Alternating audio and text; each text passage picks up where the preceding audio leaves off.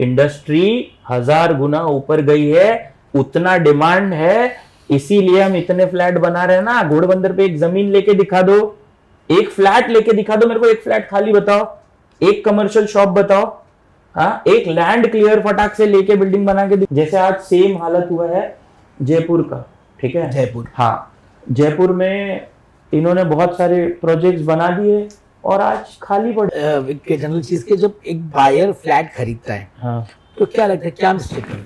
ठीक है, एक प्रोजेक्ट है जिसका दरवाजा है, ये प्रोजेक्ट का गेट है, ये प्रोजेक्ट के गेट के बगल में ये शमशान घाट का गेट है, ठीक है, ये शमशान भूमि का दरवाजा है और ये मेरे प्रोजेक्ट का दरवाजा है। दोनों के बीच में इतनी बड़ी एक दीवार है बस। ओके, एज अ आपने एम कम्युनिटी की बात की, तो हिंदू कम्युनिटी में क्या शमशान घाट के बगल में घर लेंगे लोग? नहीं लेंगे। कैसे लेंगे? सोल्ड आउट है मेरा। वो क्या होता है सब पॉलिटिक्स। और एक बात बता दो, होता है क्या, बता दे, पॉलिटिकल बेनिफिट है उनका भी ये बिजनेस है, क्लियर बिजनेस है। मैं पार्ट टाइम पॉलिटिशियन हूँ, पॉलिटिक्स में भी हूँ, ठीक है। जो नेता ए पार्टी में था वही नेता बी पार्टी में जाता है, वही नेता सी पार्टी में जाता है, वही नेता डी पार्टी में जाता है। तेरे को लगता है वो विचारधारा का लड़ाई है? अस्सलाम वालेकुम Habibi, Nadeem Memon from Nadeem Memon vlogs. Well, आज का जो टॉपिक ऑफ डिस्कशन है वो है रियल एस्टेट। अब real estate is a very vast, मतलब इसमें जितना डीप जाएंगे ये उतना बाहर आता जाएगा, क्योंकि इधर ना अलग अलग लोगों के पॉइंट ऑफ व्यूज होते हैं। अब इसके बारे में जानने के लिए, और क्योंकि real estate is a any time hot topic, अब इसके बारे में बहुत सारी इंफॉर्मेशन हमें जो बताने के लिए स्पेशल टाइम देकर, और मेरे बहुत ज्यादा फेवरेट, इनफैक्ट बोलूंगा तो वन ऑफ माय मेंटर, जिन्होंने एक वक्त दिया था सिखाने के लिए। आप यकीन नहीं करेंगे कि ये पूरी एक इंस्टीट्यूट है, मोटिवेशन की इंस्टीट्यूट। आई कैन चैलेंज जो बंदा इनसे सिर्फ बात करके भी जाएगा ना, उसका नेक्स्ट जो होगा ना वो बहुत अलग होगा, क्योंकि इनका जो सेल्फ कॉन्फिडेंस जो आपके अंदर डालते हैं और जिस अंदाज से आपको मोटिवेट करते हैं, ये पूरे एपिसोड में आप देखोगे ना, और यकीन करें अगर लास्ट तक अगर एपिसोड आपने देख लिया, आई कैन चैलेंज यू कि आपके बहुत सारे डाउट, बहुत सारे मीथ क्लियर हो जाएंगे।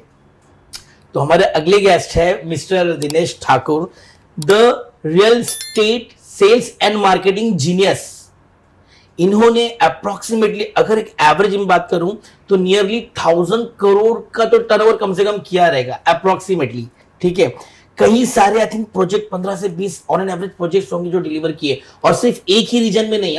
ये अगर मैं बात करूं तो थाना, डोंबिवली, कल्याण, अलग अलग सेक्टर्स में इन्होंने काम किया है, और इनके पास अगर बात करो तो पूरी एक बुक लिख सकते हैं। तो please welcome one of my favourite and special guest Dinesh भाई। कैसे हो भाई?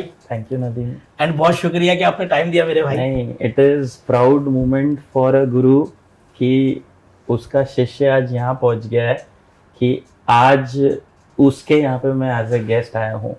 तो किसी भी गुरु के लिए इससे बड़ा गुरु दक्षिणा कुछ नहीं हो सकता, और प्राउड का बात भी कोई और नहीं हो सकता। तो I am really proud watching Nadeem here.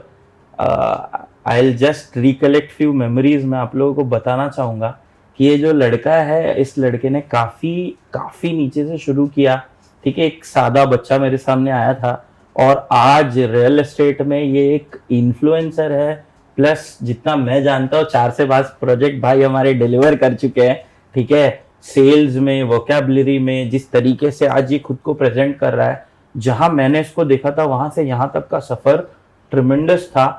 तो आई विल रियली, पहले तो मैं अप्रिशिएट करूंगा, दूसरा चीज कि मैं ब्लेस करूंगा कि ये और आगे जाए। And I am really proud Nadeem, you have done phenomenal job कि आप यहाँ तक पहुंचे, ठीक है। और मैं तो आज गेस्ट हूँ, तो नदीम सर जो पूछेंगे उसका जवाब देंगे। आपने बताइए सर। मेरे सर है। हाँ। अभी तो सबसे पहले तो मुझे ये बताइए दिनेश भाई, आपकी जर्नी कैसे शुरू हुई? कहाँ से, किस स्टार्ट से, मतलब रियल एस्टेट में आप कैसा है? आई थिंक हम लोग ने अपने इंडस्ट्री को मोर देन 27 इयर्स दिया है। 27 ईयर सेल्स को हो गया है। बहुत सारे लोग कंफ्यूज हो जाएंगे जो ऑडियंस आपकी है कि ये तो लड़का छोटा लग रहा है, 27 साल कैसे हो गए इसको। तो I have started my career 9th standard से, ओके। बिट बोलते हैं ना कि स्ट्रगलिंग, और जो पिक्चरों में लोग बताते हैं मैंने यहाँ से शुरू किया, वहाँ से शुरू किया। तो हमने प्रैक्टिकली एक झोपड़पट्टी में रहते थे, 9th स्टैंडर्ड में ये बेचना है वो बेचना है, वहाँ से शुरू किया। जेरोक्स मशीन है, छोटे छोटे लेबर जॉब, शादियों में कैटरिंग करते थे 50-50 रुपए के लिए, और ऐसे नहीं कि बिट एंड पीसेस में करते थे, कंटिन्यूस। फिर वहाँ से जो जॉब शुरू किया आज तक कर ही रहे। बट धीरे धीरे ये समझ में आया कि मेहनत करना है, क्योंकि और कोई जरिया होता नहीं है। एक लोअर मिडिल क्लास या उससे भी नीचे के लेवल पे अगर आपका परिवार है तो आप आपके परिवार के लिए फाइट करते हो। और मुंबई का जो स्पिरिट है ना, इस यहाँ आप देखेंगे तो बच्चे बहुत जल्दी जॉब पे चले जाते हो।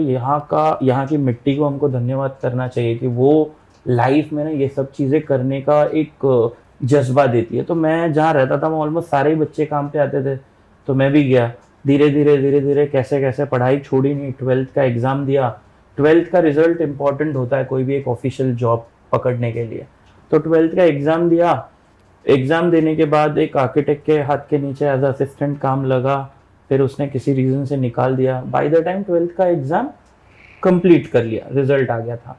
मुझे किसी ने तो बताया, कोई कांटेक्ट नहीं था, कोई रिश्तेदार नहीं थे, कोई दोस्त नहीं था जो बताए कि भाई आप यहाँ जाके इंटरव्यू दे दोगे तो यूल बिकम समबडी। तो कोई आइडिया ही नहीं ना, घर पे कोई था नहीं बताने वाला, तो थोड़ा और डिफिकल्ट हो गया था। एक लड़का एक दुकान पे खड़ा था, मैंने उसको पूछा भाई यार ऐसा ऐसा है, जॉब चाहिए। तो वो बिग बाजार में काम पे लगा था, उसने बोला कि मेरा इंटरव्यू है मेरे ऑफिस का उधर, आप चले जाओ, 12वीं हो गया है। तो मैं गया, पहला दिन था। ग्रोवेल कांदीवली में जो बिग बाजार है वो शुरू होने वाला था। ग्रोवेल आज भी है कांदीवली में, वहाँ पे बिग बाजार आया था सबसे पहले। 101 ग्रोवेल कांदीवली हाईवे पे ही है। मैं वहाँ पे इंटरव्यू के लिए गया, देखा तो इतनी बड़ी लाइन थी कि मैं हैरान हो गया। मैं खड़ा था, बच्चा सा था, बट पता नहीं जब इंटरव्यू खत्म हुआ वो 150-200 लोगों में से 8 लोग सिलेक्ट हुए थे, उन 8 लोगों में मैं था। This is how I started. Manager जो भी लोग थे 2700 कुछ सैलरी थी, 2300 रुपये मिलते थे इन हैंड, ठीक है। 10 घंटे की जॉब थी। घड़ी बेचने शुरू किया, घड़ी बेचने लगा। काउंटर था वहाँ पे, आउटसोर्स काउंटर्स होते थे बिग बाजार के अंदर, तो बराबर उसके बगल में मोबाइल का काउंटर था, हमारे वॉचेस के काउंटर के बगल में। वो जो मोबाइल का काउंटर था ना, वो एक थर्ड पार्टी का था। इनिशियली डिस्ट्रीब्यूशन होता था नोकिया का ऑफिशियल, तो उस कंपनी का था। तो वहां पे जो लड़का खड़ा था उसने शायद मेरे अंदर कोई काबिलियत देखी, उसने मेरे को बोला आप हमारे यहाँ काम करोगे? मैंने बोला ज्यादा पैसे मिलेंगे? उसने बोला हाँ। उस वक्त बहुत तकलीफ थी यार पैसों की, तो मैंने बोला क्यों नहीं करूंगा। मैं गया, इंटरव्यू दिया और मैं सिलेक्ट हो गया। 2700 से 2300 से मेरी पगार 4500 हो गई। सिलेक्ट हुआ। बट बिग बाजार का रूल था कि आप है ना हमारे स्टाफ को कोई एजेंसी हायर नहीं कर सकती। बेसिकली वो ब्रीच हो गया ना। But I was the first in the history जिस लड़के को अलाउ किया गया कि आप वॉचेस से मोबाइल बेच सकते हो। उस वक्त मेरे एक अशफाक सर करके थे जो उस पूरे उसके हेड थे, मतलब ग्रोवेल के। उनको मैं बहुत पसंद था, शायद मैं बहुत मेहनत करता था। उन्होंने बोला था कि नहीं दिनेश वॉचेस मोबाइल में भी खड़ा रहेगा तो भी वॉचेस बेचेगा। तो मतलब ये बताने के पीछे का रीजन ये है ना कि आप जब अपने काम को पूरी शिद्दत से निभाते हो ना, तो ऑटोमेटिकली ऊपर वाला ना आपके लिए सारे बंद दरवाजे खोलता है और अपने आप आपकी चीजें ना बढ़ने लगती है। तो वो मोबाइल का ऑफर आना, फिर अशफाक सर का मेरे लिए रूल तोड़ना, वो अपने आप में एक बहुत बड़ी चीज है। वहां से मैं सेल्स में गया। फिर मैंने 16 साल सेल्स में, बहुत लंबा हो जाएगा इसलिए कट शॉर्ट करते हैं, 16 साल मैंने अलग अलग कंपनीज के लिए काम किया। इनफैक्ट आपको खुशी होगी, व्हाट्सएप को इंडिया में जो टीम लाई थी सबसे पहले उस टीम में हम थे। मतलब हमने नोकिया में काम किया था, तो मुझे बहुत कुछ नोकिया ने दिया है। नोकिया का एक बेस्ट पार्ट था, वो अपने बंदों को बहुत सिखाता था। तो मैं नोकिया में था, वहाँ मैंने बहुत कुछ सीखा। फिर उसके बाद हार्ट ब्रोक होता है हर किसी का, कभी ना कभी कुछ गलत ऊपर नीचे होता है। 16 साल बाद एक ऐसा वक्त आया जब कुछ गलत चीज़ें हुई और मैंने सब कुछ छोड़ के दिल्ली जाने का फैसला लिया। दिल्ली चला गया। दिल्ली से फिर मॉम और भाई यहीं थे, तो कहीं ना कहीं तो मेरे लिए मेरे मॉम डैड सब, मॉम और भाई, डैड तो रहे नहीं, डैड हमको काफ़ी पहले छोड़ के चले गए थे, मतलब ऊपर वाले के पास। तो उनकी वजह से आज मैं यहाँ हूँ। तो मैं रिटर्न आया, फिर रियल एस्टेट में आया, एंड रेस्ट इज हिस्ट्री। अब आपका क्या क्वेश्चन है वो बताइए। वाह, हिस्ट्री में भी कितनी सारी चीजें जो बात कर सकते हैं, but it will be a very, बोलते हैं ना अभी क्या समझ में दिनेश भाई के जो सबसे ट्रेंडिंग क्वेश्चन है, और मैं अक्सर रियल एस्टेट के कोई भी एक्सपर्ट से पूछता हूँ, अब तो वन ऑफ द जीनियस है, हाँ। तो पहला सवाल मेरा यही रहेगा जो अक्सर ट्रेंडिंग में रहा है, बाइंग और रेंटिंग। ठीक है, अब कैसा है पता है कि ये क्वेश्चन है ना, मैं भी देखता हूँ, मतलब सबसे बड़ा प्रॉब्लम में क्या हो गया पता है कि ना, एज अ इन्फ्लुएंसर इंस्टाग्राम या सोशल मीडिया है ना, यहाँ पे ना मतलब जिसको कोई अथॉरिटी नहीं है वो लोग भी आके ना अपना ओपिनियन देते हैं और मिसगाइड करते हैं समाज को। ओके, मैं अक्सर नोटिस करता हूँ जो उन लोगों को रियल एस्टेट में आए हुए 1 साल भी नहीं हुआ, वो इन सारी चीज़ों के ऊपर वीडियोस बना के गूगल से कुछ डिटेल निकाल के वीडियोस डाल देते हैं। पहले ऐसा होता था कि अगर आप बीमार होते हो तो आप किसके पास जाते हो? आप डॉक्टर के पास जाते हो। आप डॉक्टर को वेरीफाई कैसे करते हो कि वो MBBS है कि नहीं, हाँ, MD है कि नहीं, सर्जन है कि नहीं? आप पर्टिकुलर चीज के डॉक्टर के पास जाते हो जिसका सर्टिफिकेट होता है, तो उसकी कोई वैलिडेशन का कुछ तो होना चाहिए। सही। अब सोशल मीडिया ना एक तरीके से बहुत डेंजरस है कि कोई वैलिडेशन नहीं ना, जिन लोगों का एक्सपीरियंस नहीं है, जिन्होंने एक्चुअली कुछ नहीं किया है, वो लोग बात कर रहे हैं क्योंकि उनको सोशल मीडिया चलाना आता है, इंस्टाग्राम पे रील बनानी आता है, एडिट करना आता है। अब उन्होंने इतने साल काम नहीं किया तो उनको रियल एस्टेट कैसे पता होगा? तो उन्होंने गूगल से कहीं से कोई एक थ्योरी निकाली, किसी और का लॉजिक लगाया और बोल दिया। जो एक्चुअली रियल एस्टेट में काम कर रहे हैं, आज जो इतने सीनियर लोग हैं, ठीक है, आज उन लोग इतना पैसा कमान, तो उनके पास इतना वक्त भी नहीं है, प्लस उनको ये सारा थोड़ा सा एक ये नया टेक्नोलॉजी है तो इसमें आके वो बोले बताए कैसे, तो इस वजह से ये मिसकम्युनिकेशन फैला है। अब ये मैंने क्यों बोला, तो आपने पूछा रेंटिंग और बाइंग। मैं खोलता हूँ ना तो कोई एक इन्वेस्टर बैंकर रहता है, वो ज्ञान देता है कि नहीं नहीं रियल एस्टेट में आप इतना पैसा लगा रहे हो, इतना इतना मार्केट जा रहा है, उसका रिटर्न ऑन इन्वेस्टमेंट जो यील्ड है वो इतना % है। सबसे पहली चीज, घर है क्या? घर है क्या? 3 चीजें जो इंसान के कमाने के बाद सबसे इंपॉर्टेंट बताई गई है, वो क्या है? रोटी, कपड़ा, मकान। आज आप रियल एस्टेट के बारे में लाख मैथमेटिक्स बता लो, आप खोलो कोई भी गूगल, उसमें दुनिया भर का लॉजिक लिखा रहेगा, इतने फ्लैट्स वेकेंट है, इतना ये वेकेंट है। आप नीचे चले जाओ और 10 लोगों से पूछ लो, भाई तेरा घर है क्या खुद का? आपको 5 से ज्यादा लोग मिलेंगे जो ये बोलेंगे कि नहीं यार हमारा खुद का घर नहीं है, हम अफोर्ड नहीं कर पा रहे। जवाब मिल गया। नंबर ऑफ पॉपुलेशन जो इस तरीके से मुंबई सैचुरेटेड हो गया है, आप ओवरऑल अगर स्लम्स देखें, आज धारावी में नंबर ऑफ इतने सारे बिल्डर इतने बड़े बड़े प्रोजेक्ट्स ला रहे हैं। आप मुझे एक बात बताओ, आप एक छोटा सा शर्ट भी खरीदते हो ना तो 10 चीजें चेक करते हो, बराबर है?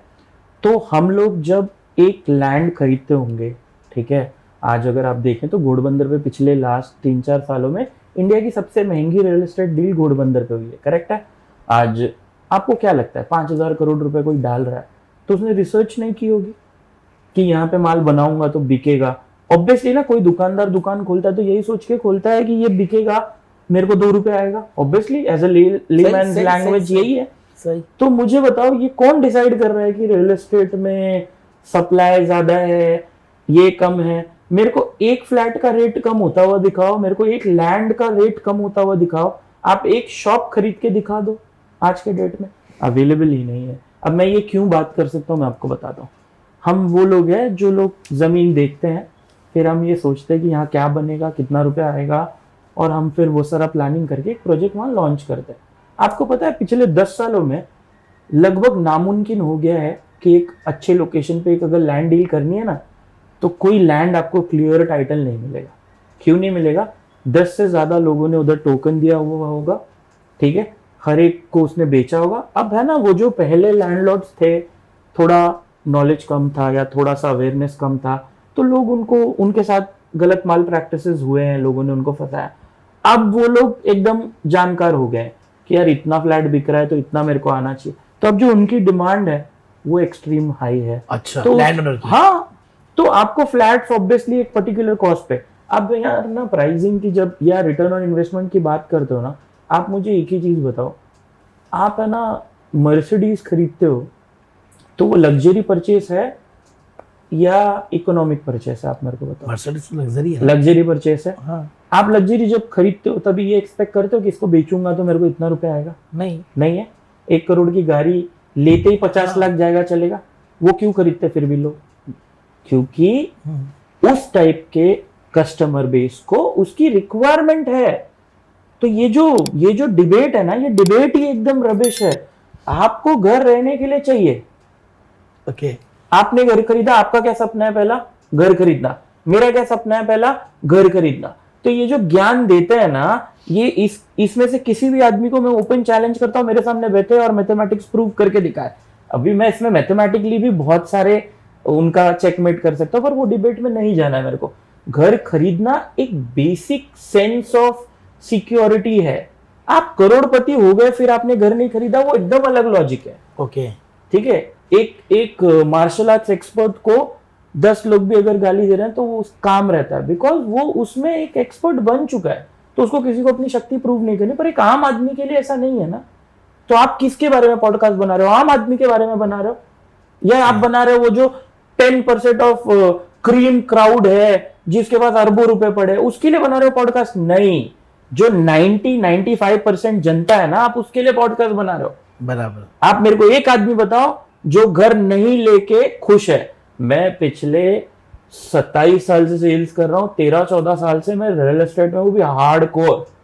मतलब पता नहीं कितने फ्लैट बेचे होंगे, कितने कस्टमर से मिला हूं। आज भी मेरे पास लोग आते हैं जो 50-55 साल की उम्र हो गई है, जिन्होंने घर नहीं खरीदा है, और दोस्त उनको घर चाहिए। अब मैं आपको बात बताता हूं, घर नहीं लोगे ना, उसी सर्कल में पड़े रहोगे। 10 साल बाद भी तुमको जो चीज पसंद आएगी वो तुम्हारे कैपेबिलिटी से 10 लाख रुपए ज्यादा होगी, बिकॉज ह्यूमन टेंडेंसी है, साइकोलॉजी है। आपको वही चीजें पसंद आनी है जो आपके पहुंच के बाद। हाँ, तो आप मेरे को बताओ नदीम, आज घोड़बंदर आज से 15-20 साल पहले क्या था? अभी एक एग्जाम्पल से प्रूव करता हूं। चलो, आप रियल एस्टेट में किसको सबसे बड़ा, मतलब रियल एस्टेट का अगर अमिताभ बच्चन और शाहरुख खान मानोगे तो किसको मानोगे? हीरानंदानी, लोधा। सही। 10 साल पहले ये लोग कितने प्रोजेक्ट कर रहे थे, आज कितने कर रहे हैं? आप खोल के देख लो। 10 कर रहे थे तो आज 1000 प्रोजेक्ट्स कर रहे हैं। राइट है, तो सही है। What does this shows? Industry 1000 गुना ऊपर गई है, उतना डिमांड है, इसीलिए हम इतने फ्लैट बना रहे हैं ना। घोड़बंदर पे एक जमीन लेके दिखा दो, एक फ्लैट लेके दिखा दो मेरे को, एक फ्लैट खाली बताओ, एक कमर्शियल शॉप बताओ, हाँ, एक लैंड क्लियर फटाक से लेके बिल्डिंग बना के दिखा दो। खाने का काम है क्या? बोलना, ज्ञान देना बहुत अच्छा है। अब मैं आता हूं, so call return on investment gold में ये है, इसमें वो है। गोल्ड का पिछले 50 साल का निकाल लो, खरीद के आप रखते हो, उसमें मेकिंग कटता है वो कोई नहीं दिखाता, उसको यूज क्या हुआ है, गलाएंगे तो उसमें कम हो जाता है वो कोई नहीं बताता है। जब आप रिटर्न जाते हो तो कुछ नहीं बचा रहता, बोलने के लिए अच्छा है। आप शेयर्स का बात करते हो, कल मुझे, परसों का बात बता रहा हूँ और सच में झूठ नहीं बोल रहा हूँ, रेमंड में टेक्सटाइल इंजीनियर है, बहुत मतलब ज्ञानी आदमी है, मेरे को अपना पोर्टफोलियो बता रहा था। 1 करोड़ से ज्यादा उसने इन्वेस्ट किया है, सब रेड था। मुझे एक बात बता, 1 करोड़ रुपया दे तू मेरे को, मैं रियल एस्टेट में आईओडी के टाइम पे डालता हूँ, प्रोडक्ट लॉन्च होने से पहले कम से कम 40% का रिटर्न देता हूँ, लॉन्च होने से पहले।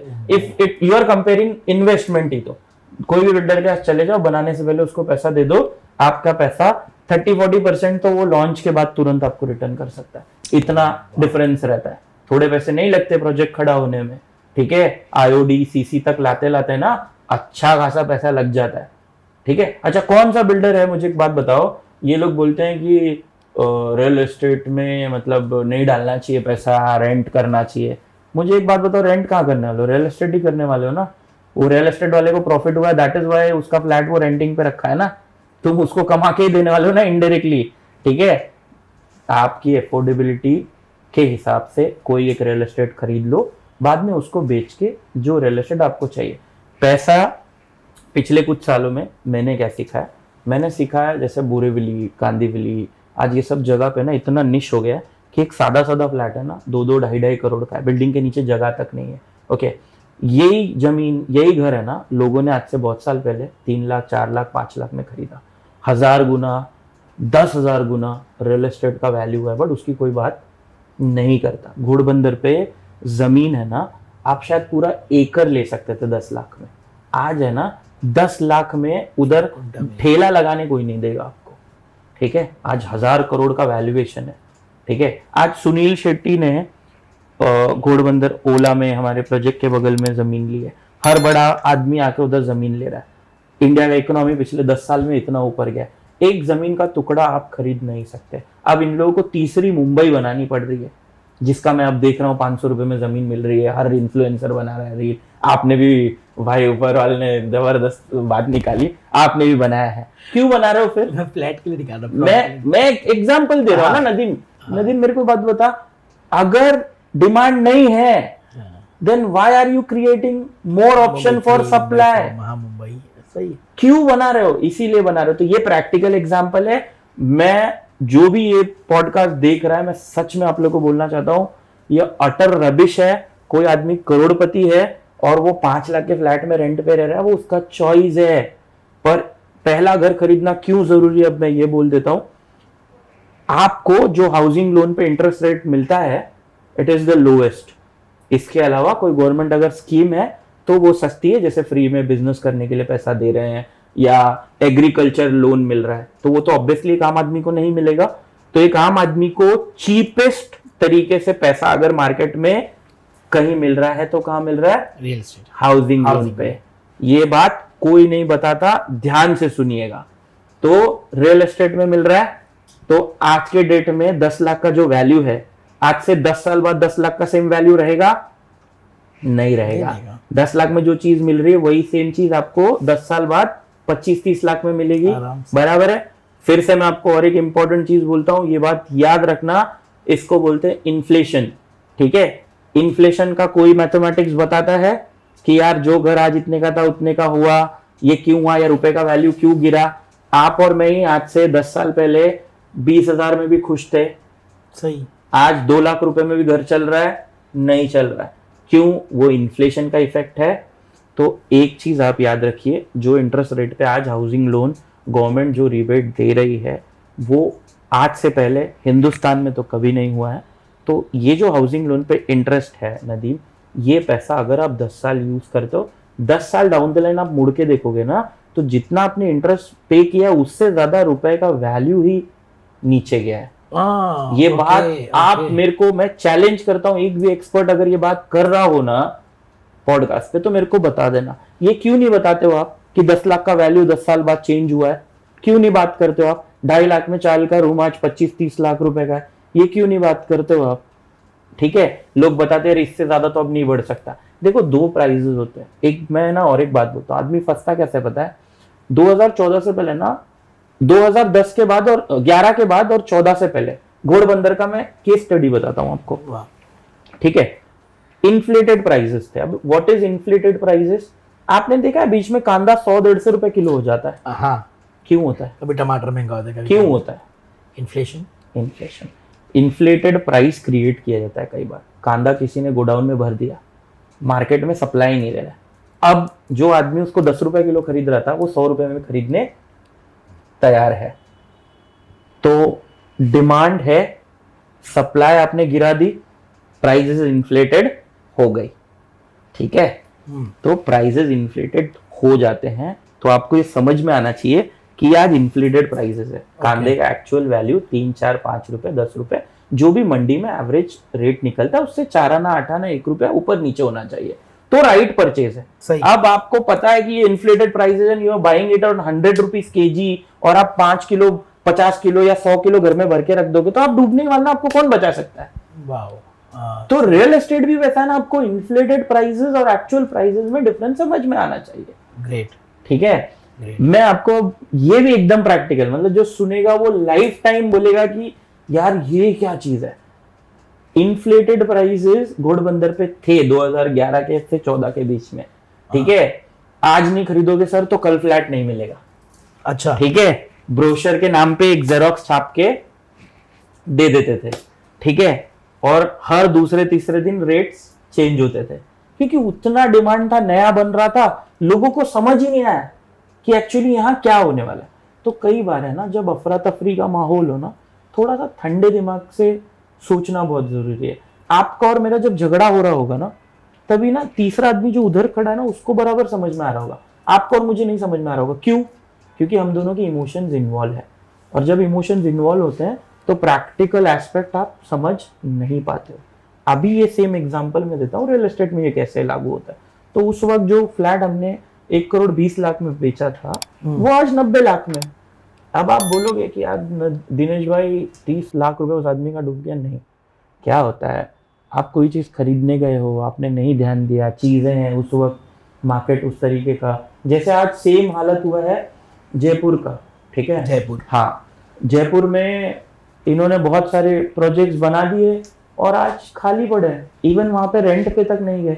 ऐसे बहुत सारे एग्जांपल्स है। आपको ये समझना है कि ये जो पिक्चर ये दिखा रहे हैं ये सच है या झूठ है। तो वो उतना रिसर्च तो आपको करना बनता है ना, अगर आप घर खरीद रहे हो यार तो। पर मैं एग्जांपल आपको देता हूं कि क्या बोरीवली का रेट गिर सकता है?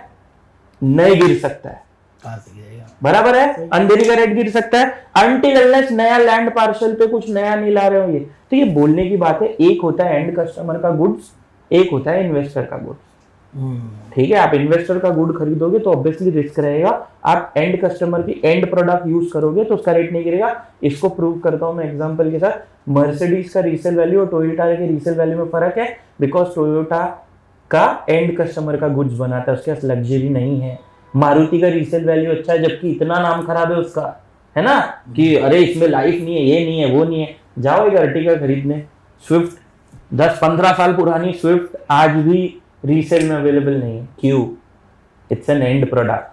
जो भी चीज एंड कस्टमर के लिए बनाई जाती है उसका इंडिया में इमेंस डिमांड रहेगा, बिकॉज कितने करोड़ की पॉपुलेशन है? 150 करोड़। तो आज इतनी बड़ी पॉपुलेशन है तो अभी तो केटर करना बाकी है। जब मोबाइल आया तब भी लोगों ने यही बोला, पानी की बोतलें आई तब भी लोगों ने यही बोला। आज एक घर में 5-5 मोबाइल है, 4-4 मोटरसाइकिल है, आप जाके देख लो, कार्स है। क्यों है? तो घोड़बंदर पे पिछले 10 साल में इंडिया का ऐसा कोई लीडिंग ब्रांड नहीं है। रेल का घोड़बंदर से बेटर कुछ है? आप अगर नोटिस करो ना, 14 किलोमीटर का एक स्ट्रेच है, एक ही स्ट्रेच है। उस स्ट्रेच पे गिन नहीं सकते इतने बिल्डर्स बैठे हैं, प्लस उसमें भी इंडिया के सारे लीडिंग ब्रांड्स। सबसे पहले तो मैं बहुत रिस्पेक्ट करता हूँ लोधा की और हीरानंदानी की। देखो, मैं कभी उन लोगों के पास गया तो नहीं, कभी उनसे मेरी बात तो नहीं हुई, पर एक होता है ना कि एकलव्य ने कैसे गुरुजी को देख के सीखा था, तो मैं इनडायरेक्टली मैंने लोधा को और हीरानंदानी को देख के काफी सीखा है कि ये लोग क्या करते हैं, क्या नहीं करते, क्यों करते हैं। और वो आज भी तू देख, उनको कोई बीट नहीं कर पा रहा है। वो लोग अपने काम से इतना प्यार करते हैं, इतना वो लगे हुए हैं कि इतना परफेक्ट, कितना लोधा के बारे में लोग गलत बदनामी करने का ट्राई करते हैं। पर आप देखो ना, इमेंस प्रोजेक्ट बढ़ते जा रहे हैं, एक से एक वर्ल्ड क्लास वो लोग स्टैंडर्ड्स ऊपर करते जा रहे हैं। इवन रियल एस्टेट मार्केट में सीपीज को आज इतना रिस्पेक्ट अगर किसी ब्रांड ने दिया है, लोगों को ये समझाया है कि सीपीज हमारा एक इम्पोर्टेंट पिलर है, तो वो लोधा नहीं किया है ना, आज उसका वो क्रेडिट हम कैसे ले सकते हैं। तो वैसा तो घोड़बंदर पे 12 किलोमीटर पे लोधा, रुस्तम जी, हीरानंदानी, वाधवा, सेठ, पीरामल, आप नाम याद करते रह जाओगे, उतने बिल्डर है। ठीक है, उसके बाद ओबेरॉय आया, इंडिया की सबसे महंगी डील की। ठीक है, पूर्वांकराव बैंगलोर का सबसे बड़ा प्लेयर यहाँ आया। इतने सारे ब्रांड सिर्फ 12 किलोमीटर में क्यों आए? सिर्फ अलग जगह भी जा सकते थे, अंधेरी है, new cup parade, lower parade. एक चीज हमेशा याद रखो, सिविलाइजेशन से अभी तक रियल एस्टेट का इंपॉर्टेंस एक ही तरीके से नदीम डिसाइड होता है कि हमारा वहां से बाकी चीजों को एक्सेस कैसा है, वहां पे पानी की अवेलेबिलिटी कैसी है। वहां पे शुरू में हम जब जंगल से निकले, ठीक है, तो हमने घर कहाँ बनाया? नदी के पास बनाया। क्यों बनाया नदी के पास? सबसे पहले लाइफ के लिए सबसे इंपॉर्टेंट चीज क्या था? पानी। उसके बाद सबसे इंपॉर्टेंट चीज क्या हो गया? बाजार हो गया। उसके बाद सबसे इंपॉर्टेंट चीज हो गया वर्क प्लेस। तो आज भी थंब रूल तो वही है ना कि whatever is closer to the daily, बोलते हैं ना डेली एसेंशियल्स, आपका जॉब कहाँ से कंफर्टेबल है, आपके बच्चों के लिए स्कूल कहाँ पे नियर बाय है, कहाँ का culture is right for your kids upbringing, यही तो बेसिक पैरामीटर्स है। कोई रॉकेट साइंस थोड़ी है। आप भी घर आज लेने जाते हो तो वही सब सोच के लेते हो। तो घोड़बंदर, अगर आप थोड़ा पीछे जाओ तो एज अ कस्टमर आपका ध्यान नहीं गया रहेगा लार्जर पिक्चर पे। पर मैं Bombay, Mumbai born and bought up हूँ, ठीक है, महाराष्ट्र में। वर्ली कोलीवाड़ा में पैदा हुआ।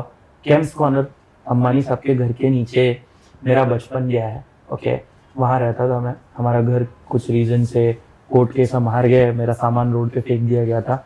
वहाँ से हम गए मलाड।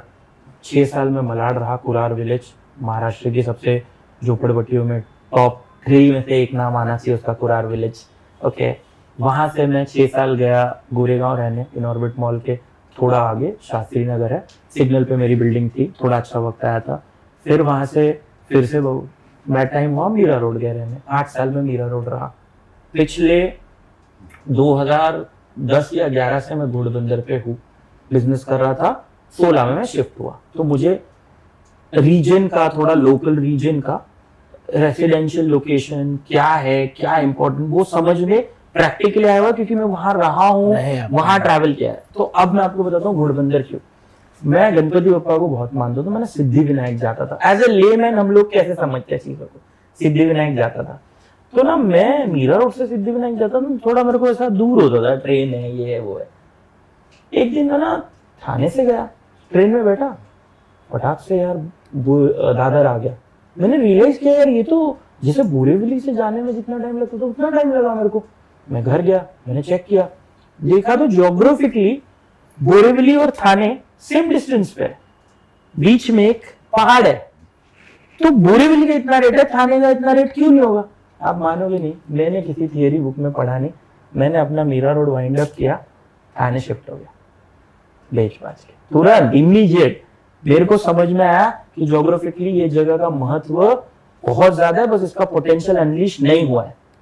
तो एक लोकेशन जो बोरीवली जितनी नजदीक है मेन मुंबई के चर्च गेट और उस तरफ से, प्लस उसका अपना डेप्थ है, मतलब छत्रपति शिवाजी महाराज के वक्त से आज तक का रेसिडेंशियल इतिहास है। आज घोड़बंदर का नाम घोड़बंदर क्यों पड़ा? तो यहाँ पे घोड़ों का हॉर्स ट्रेडिंग होता था। अगर आप देखें तो दुबई से, बाहर जगह से घोड़े आते थे, यहाँ पे आके लोग परचेज करते थे। अच्छा, तो इतना पुराना जिस जगह का इतिहास है, आपने ये मूवी देखी है ना बाजीराव मस्तानी, उसके अंदर वो जो बाजीराव का जो भाई है वो बोलता है घोड़बंदर किला, वो कौन सा घोड़बंदर है? वही वाला घोड़बंदर है। तो किसी जगह का एक तो रेसिडेंशियल एंड कल्चरल हिस्ट्री इतनी पुरानी है, आज लोगों को लग रहा है कि थाने से निकले हुए एक आदमी सीएम बन गया, पर ऐसा नहीं है। वो महाराष्ट्र के मैप के ऊपर एक सबसे इंपॉर्टेंट लोकेशन, जिसका residential history, cultural history one of the oldest है। इंडिया की पहली ट्रेन कहां से चली थी? थाने से चली थी। हम मुंबई वाले थाने को गांव समझते, जब ऐसा नहीं है। तो आपको वहां का रेसिडेंशियल इंपॉर्टेंस समझ में आना जरूरी है before buying the real estate. तो ये इतना लॉजिक क्यों मैंने बताया? क्योंकि आपको सिंपल वर्ड में समझ में है कि किसी चीज के पीछे एक लॉजिक होना बहुत जरूरी है। आज यार थाने से एक आदमी सीएम बनता है तो वहां का उतना बड़ा बेस होगा ना, इसलिए थाने के अंदर ओबेरॉय आ रहा है, इसलिए थाने के अंदर लोधा आ रहा है। अब आप इधर देखो, हीरानंदानी वाले के पास, मतलब जो सर है निरंजन सर, उनके पास वो आई साइट था कि आज से वो 20 साल, 25 साल, 30 साल पहले थाने घोड़बंदर आके उन्होंने प्रोजेक्ट चालू किया, और आज उन्होंने टीसीएस का नाना बोल के भी 5,000 या 25,000, मेरे फिगर नहीं याद है, इतना एम्प्लॉय का बेस का सेटअप बनाया। बड़े बड़े ब्रांड्स आपने ऑफिसेस थाने में खोल रहे हैं हीरानंदानी में। ऐसा क्यों? क्योंकि अब उनको पता है कि यहाँ पे एम्प्लॉय के लिए बाकी सारी सुविधाएं हैं। तो सारा का सारा कमर्शियल जो आपका हब है, आईटी पार्क्स है, वो सारे थाने आ रहे हैं। तो आपको ये पिक्चर देखना, ये समझ में आना जरूरी है दोस्त। आप कोई बोले कि थाने में बाइंग या रेंटिंग, तो मैं सीधा बोलूंगा प्लीज, हाँ, आप अपना फैक्ट चेक कर लो, ठीक है। आज 6-6 करोड़ के फ्लैट्स बिक रहे हैं, तो क्यों बिक रहा है? कोई बोलेगा अरे मैं उतने मरीन ड्राइव पे ले सकता हूँ। अरे भाई, हर जगह का अपना रेसिडेंशियल इतिहास है, वहां का अपना एक रिक्वायरमेंट है। कुछ लोग है, फॉर एन एग्जाम्पल, हमारे सीएम साहब जो थे, एक्स डिप्टी सीएम जो भी हैं, वो आज थाने छोड़ के जाएंगे क्या? नहीं ना। तो ऐसे ही बहुत सारे बड़े लोग हैं, बहुत सारे इंडिया के नामी लोग हैं। पूरा आपका मराठी फिल्म इंडस्ट्री सारा का सारा थाने में रहता है। आज आप देखें तो मेजर सारी मूवी ओटीटी की शूटिंग थाने में होती है। आपको पता भी है क्या डिमांड क्या है? क्या कस्टमर बेस है। मैं और एक एग्जांपल देता हूँ आपको, आप डोंबिवली जाइए, डोंबिवली के किसी आदमी को बोलिए कि भाई सर आप थाने में घर ले लो, नहीं लेगा। मैं सोचता था यार ऐसा क्यों। मेरा एक प्रोजेक्ट था, उसके जो बिल्डर थे वो डोंबिवली में रहते थे। मैं सर से पूछा, एज ए लेमैन सीखा है तो ज्ञान ऐसे ही मिला है। मैं पूछा सर क्यों, बोलते नहीं हमारा डोंबिवली। मैं डोंबिवली के, आप मेरे कुछ प्रोजेक्ट्स हैं डोंबिवली में। तब मेरे को समझ में आया कि डोंबिवली में खुद का उनका बिजनेसेस है, उनका खुद का हब है, प्लस वो बहुत पुराना रेसिडेंशियल लोकेशन है, तो उनके सारे रिलेटिव्स। तो अब ये लोग करोड़ों कमा लेंगे ना, फिर भी ये डोंबिवली रहना चाहते हैं। तो आप समझो कि जगह का डिमांड का एक थियोरी है। ये जो बुक्स में लिखा है, ये थियोरी के ऊपर भी एक दुनिया है जो प्रैक्टिकली जब हम करते हैं तब नदीम समझ में आता है यार। अब 3.0 वो थियोरी के हिसाब से इन्होंने बनाया कि अब वो ये लोकेशन से नजदीक है, ये जगह कंफर्टेबल होगा, तो यहाँ काम करने वाले लोग, वो लोग यहाँ शिफ्ट हो सकते हैं, हम एक अल्टरनेट रिसोर्स बना सकते हैं। 3.0 में मैं आऊंगा बाद में। आएंगे ना यार, क्यों नहीं, कहाँ आना है वहां चलो। ओके अच्छा, एक जनरल चीज के, जब एक बायर फ्लैट खरीदता है, हाँ तो क्या लगता है क्या मिस्टेक करता है वो? देख यार, या क्या मिस्टेक नहीं करना चाहिए? सबसे बड़ा मिस्टेक मैं आपको बताता हूँ। देखो क्या होता है पता है, पहले तो कोई एक चीज सत्य नहीं है, सब चीजों को एनालाइज करना जरूरी है। तो सबसे बड़ा गलती जो मैं हमेशा नोटिस करता हूँ ना, कि आप तो किसी एक रिलेटिव को बोल देते हो, आप खुद का कोई डिसीजन रहता ना, थोड़ा बड़ा वास्ट टॉपिक है, खुद का कोई डिसीजन होता है ना, तो उसमें हमेशा इमोशन इन्वॉल्व रहेगा। लाइक शादी करना और घर लेना, कुछ भी आप हमेशा याद रखना कि जैसे हमको प्यार होता है, तो कई बार हम उस आदमी की बहुत सारी चीजें नहीं पकड़ पाते। लोग बोलते हैं यार मेरे साथ फ्रॉड हो गया, पर आप कभी भी नोटिस करोगे ना, तो फ्रॉड के पीछे का एक थंब रूल है कि लालच। आप उस चीज में इमोशनली इन्वॉल्व हो गए और आपका ब्रेन कैलकुलेट कर रहा था, पर आपने उस चीज पे ध्यान नहीं दिया। मैं इतना बड़ा एक्सपर्ट हूं, पर खुद के लिए जब घर लूंगा ना, तो मेरा भी इमोशंस इन्वॉल्व होगा। और जब मैं टेबल के इस तरफ बैठा रहता हूँ और मैं देखता हूँ ना कि वो क्या कर रहा है, कैसे कर, तो मैं एक चीज हमेशा नोटिस करता हूँ कि आप इमोशनली इन्वॉल्व हो तो आप चीजों में गलत पड़ सकते हो। अब होता क्या है कि ना, जो आदमी मिलता है वो अपने नजरिए से दुनिया दिखाना चाहता है।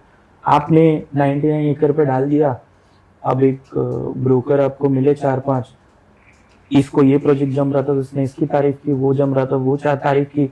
अब आप किसी अपने रिलेटिव को बुला लिए, वो थोड़ा सा, उसने 4-5 फ्लैट लिया है, वो आर्किटेक्ट आते हैं कि काम कर रहा है, अब वो आएगा तो वो डील में बैठेगा, तो वो कोशिश करेगा कि एक कुछ तो मैं सुपेरियरिटी दिखाऊं, सो दैट इसको लगे कि मेरा आना वर्थ है, तो वो आपकी डील नहीं होने देगा। आपको ये समझना है यार बेसिक तरीके से, आप गाड़ी सेडान क्यों खरीदते हो, 6 सीटर क्यों खरीदते हो, छोटी गाड़ी क्यों खरीदते हो? तो छोटी गाड़ी मुंबई के ट्रैफिक में पार्किंग स्पेस, ये वो। तो आपकी रिक्वायरमेंट्स क्या है वो आप नोट डाउन कर लो। आपका बच्चा कहाँ स्कूल जाने वाला है, आपके घर से जो लोग ऑफिस जाते हैं उनको कितना डिस्टेंस पड़ता है, प्लस वो लोकेशन का उस बिल्डर ने पहले क्या क्या प्रोजेक्ट बनाया है, उस लोकेशन का पुराना इतिहास क्या है, वहां से ज्योग्राफिकली चीजें कितनी दूर है। यातायात के साधन आज नहीं तो कल बन ही जाएंगे जब लोग आएंगे रहने, ठीक है। रिक्शा स्टैंड कैसे बनता है, जो बिल्डिंग में लोग आ गए, रिक्शा वाले उधर नीचे खड़ा होना शुरू हो जाता, सिंपल है, कोई उसमें रॉकेट साइंस है नहीं। उसके बाद वो बिल्डर्स के पास जाओ, जिस लोकेशन पे आप प्रोजेक्ट देख रहे हो उसी लोकेशन के सेम सेगमेंट के 5 से 10 प्रोजेक्ट पे विजिट कर लो, सीधा एप्पल टू एप्पल चीजों को कंपेयर कर लो। ये 450 का एरिया 50 लाख में दे रहा है, ये 400 का एरिया 45 लाख में दे रहा है, ये 500 का एरिया 52 लाख में दे रहा है। तीनों में एमिनिटीज सेम है, क्वालिटी मोटा सेम है, तो अब क्या डिफरेंस आएगा? अब वो थोड़ा सा वास्ट टॉपिक है। देखो क्या होता है पता है, क्वालिटी ऑफ कंस्ट्रक्शन है ना, प्रैक्टिकली बताना और रियल में चेक करना। आप उनके सैंपल फ्लैट में घुसते हो किसी भी बड़े ब्रांड के, वो आपको साइट पे जाने नहीं देते। सैंपल फ्लैट में आप नोटिस करोगे तो ऐसे लगता है बहुत स्पेस है, पर आप लिविंग में जब घुसते हो ना, तो उसने काउच लगाया हुआ है, उसने टेलीविजन यूनिट लगाया है, उसने डाइनिंग टेबल भी रखा है, उसने सेंटर टेबल भी रखा है, और उसने साइड टेबल भी रखा हुआ है, ठीक है। आप घुसते हो तो वो सेंटर टेबल और जो आपका ये है डाइनिंग टेबल के बीच से आप वॉक करके जाते हो। आपने कभी भी ध्यान दिया है क्या कि आप एक्चुअल आपके घर में 100 या 150 स्क्वायर फीट के लिविंग में आप डाइनिंग टेबल और काउच और ये सब रख सकते हो क्या? सेंटर टेबल नहीं रख सकते, क्योंकि फ्री स्पेस चाहिए ना, आदमी मूव करेगा, यहाँ वहां जाएगा, खाना लाते वक्त लाएगा, स्पेस तो चाहिए ना, तो वो स्पेस वहां नहीं रहता, पर वहां प्रैक्टिकल यूज करते वक्त वो स्पेस लगेगा, ये ध्यान में नहीं आता, आप हो जाते हो भ्रमित। इसको बोलते हैं इल्यूजन क्रिएट करना। तो ये सैंपल फ्लैट बनाना कहीं ना कहीं हद तक इल्यूजन क्रिएट करते हैं ये लोग। प्लस वो सीलिंग हाइट बढ़ा देते हैं। आप मानोगे नहीं मानोगे, बट सीलिंग हाइट बढ़ाने से आपका फ्लैट बड़ा लगता है, साइकोलॉजिकली दिखने में और स्पेशियस लगता है। हम सफेद कलर मारते हैं, फ्लैट बड़ा लगता है। ये सब इल्यूजन्स है, ठीक है। अब ये काउच है आपका, ये काउच का ये जो विड्थ देख रहे हो ना, ये समझो 2.5 फीट से ज्यादा है, ठीक है। इस पे हम आराम से बैठ सकते हैं। इसी को थोड़ा और छोटा कर देना तो ये अनकंफर्टेबल होता है, बट ये सैंपल फ्लैट में रखा रहेगा तो आपको समझ में नहीं आएगा, क्योंकि आप बैठ के तो देखने नहीं वाले। लिखा डू नॉट सिट हियर, बराबर, हाँ, डू नॉट सिट हियर लिखना ही पड़ता है ना। फिर और एक चीज बताता हूँ मैं आपको बहुत बड़ा, जो मैं ऑलमोस्ट सब ब्रांड्स का नोटिस करता हूँ। बेड है ना, बेड वो इतना लेविश दिखाते हैं, पर वो बेड छोटा होता है। मैं नॉर्मली 5'10", 5'11" का हूँ, मैं सोता हूँ तो मुझे 6 फीट का बेड तो लगता ही है ना, क्योंकि पिलो आ जाता है, फिर थोड़ा सा हेड नीचे होता है, पैर बाहर जा रहा है। ऐसा बेड आप यूज कर सकते हो। आप जब वही 10 बाय 10 के कमरे में आप ये बेड और सब लगा देते हो, अलमारी, जगह ही नहीं बचेगा। तो ये चीज आपको समझ में आनी, गलती आपकी है ना। आप क्या कर रहे हो पता है, सही गलत में फर्क नहीं कर पा रहे हो। आपको लग रहा है इसने इतना जबरदस्त इंटीरियर किया, ये फ्लैट क्या जबरदस्त लग रहा है। यार वो इंटीरियर में आप मानोगे 50 लाख के फ्लैट में 25 लाख रुपए का इंटीरियर करते हैं हम लोग। 25-25 लाख रुपया खर्चा किया है उस पे आप लोग। हाँ, आप वो पैसा देख के, वो लैविशनेस देख के आप वो चीज खरीद रहे हो। और ये खरीदने वाला कौन है, लोअर मिडिल क्लास आदमी। वो कौन सा वाला इंटीरियर कराने वाला है, तो तभी समझ में आता है अंदर जाने का। और एक बहुत बड़ा मैं पॉइंट बताता हूँ आपके व्यूअर्स को। आप देखते हो लोग अक्सर बताते हैं कि नीश एरिया क्रिएटेड है, यहाँ पे आप आपका वार्डरोब बना सकते हो। कुछ बिल्डर्स थे, मैंने देखा था उनका नीश एरिया। अगर आप नीश एरिया देखो तो वो 1.5 फीट का था। मुझे एक बात बता, एक हैंगर कितने फीट का होता है? 2 फीट का होता है आराम से। अब मुझे बता, एक शर्ट अगर तू उस पे लटका नहीं सकता तो वो कबर्ड बनाएगा। अब ये पता कब चलेगा, जब ये रहने जाएगा, कबर्ड बनाएगा। और कबर्ड बनाने के बाद ही रियलाइज ना, ये मैंने खुद से रियलाइज किया था एक दिन, बोला यार ये क्या राजी की तो फ्रॉड है। तो क्या है पता है, वो कुछ गलत नहीं करा उसने, उसके हिसाब से जो बनाया वो दिखा रहा है। मेरा बिजनेस है, मैं उसके बारे में गलत नहीं बोलूंगा। पर यार आपका पूरा जिंदगी का जमा पूंजी लगा रहे हो, थोड़ा ठंडे दिमाग से दूर खड़े रह के ना ये छोटी छोटी चीजों पे ध्यान दो। अब आप बड़े ब्रांड के पास जाते हो, उसने ऑफिस खोला है, 50-60 लोग, महंगा सब इंटीरियर किया है, आप उधर जाते हो और आपको लगता है ये अच्छा है। तो आपका अच्छा का डेफिनेशन क्या है वो इंपॉर्टेंट है ना। जो प्रैक्टिकली आप यूज करने वाले हो वो चीज जाके देखो, उसके अंदर सलिया कौन सा लगा है, सीमेंट कौन सा लगा है, प्लम्बिंग किस तरीके से गया है, पाइप्स कहाँ से मुड़े हैं, उसके अंदर टर्न जो हुआ है वो पार्ट कैसे हुआ है, कटिंग करके। अब ठीक है, बहुत सारे बिल्डर अंदर नहीं जाने देते, पर जो जाने देते उनके पास तो जाके देख सकते हो।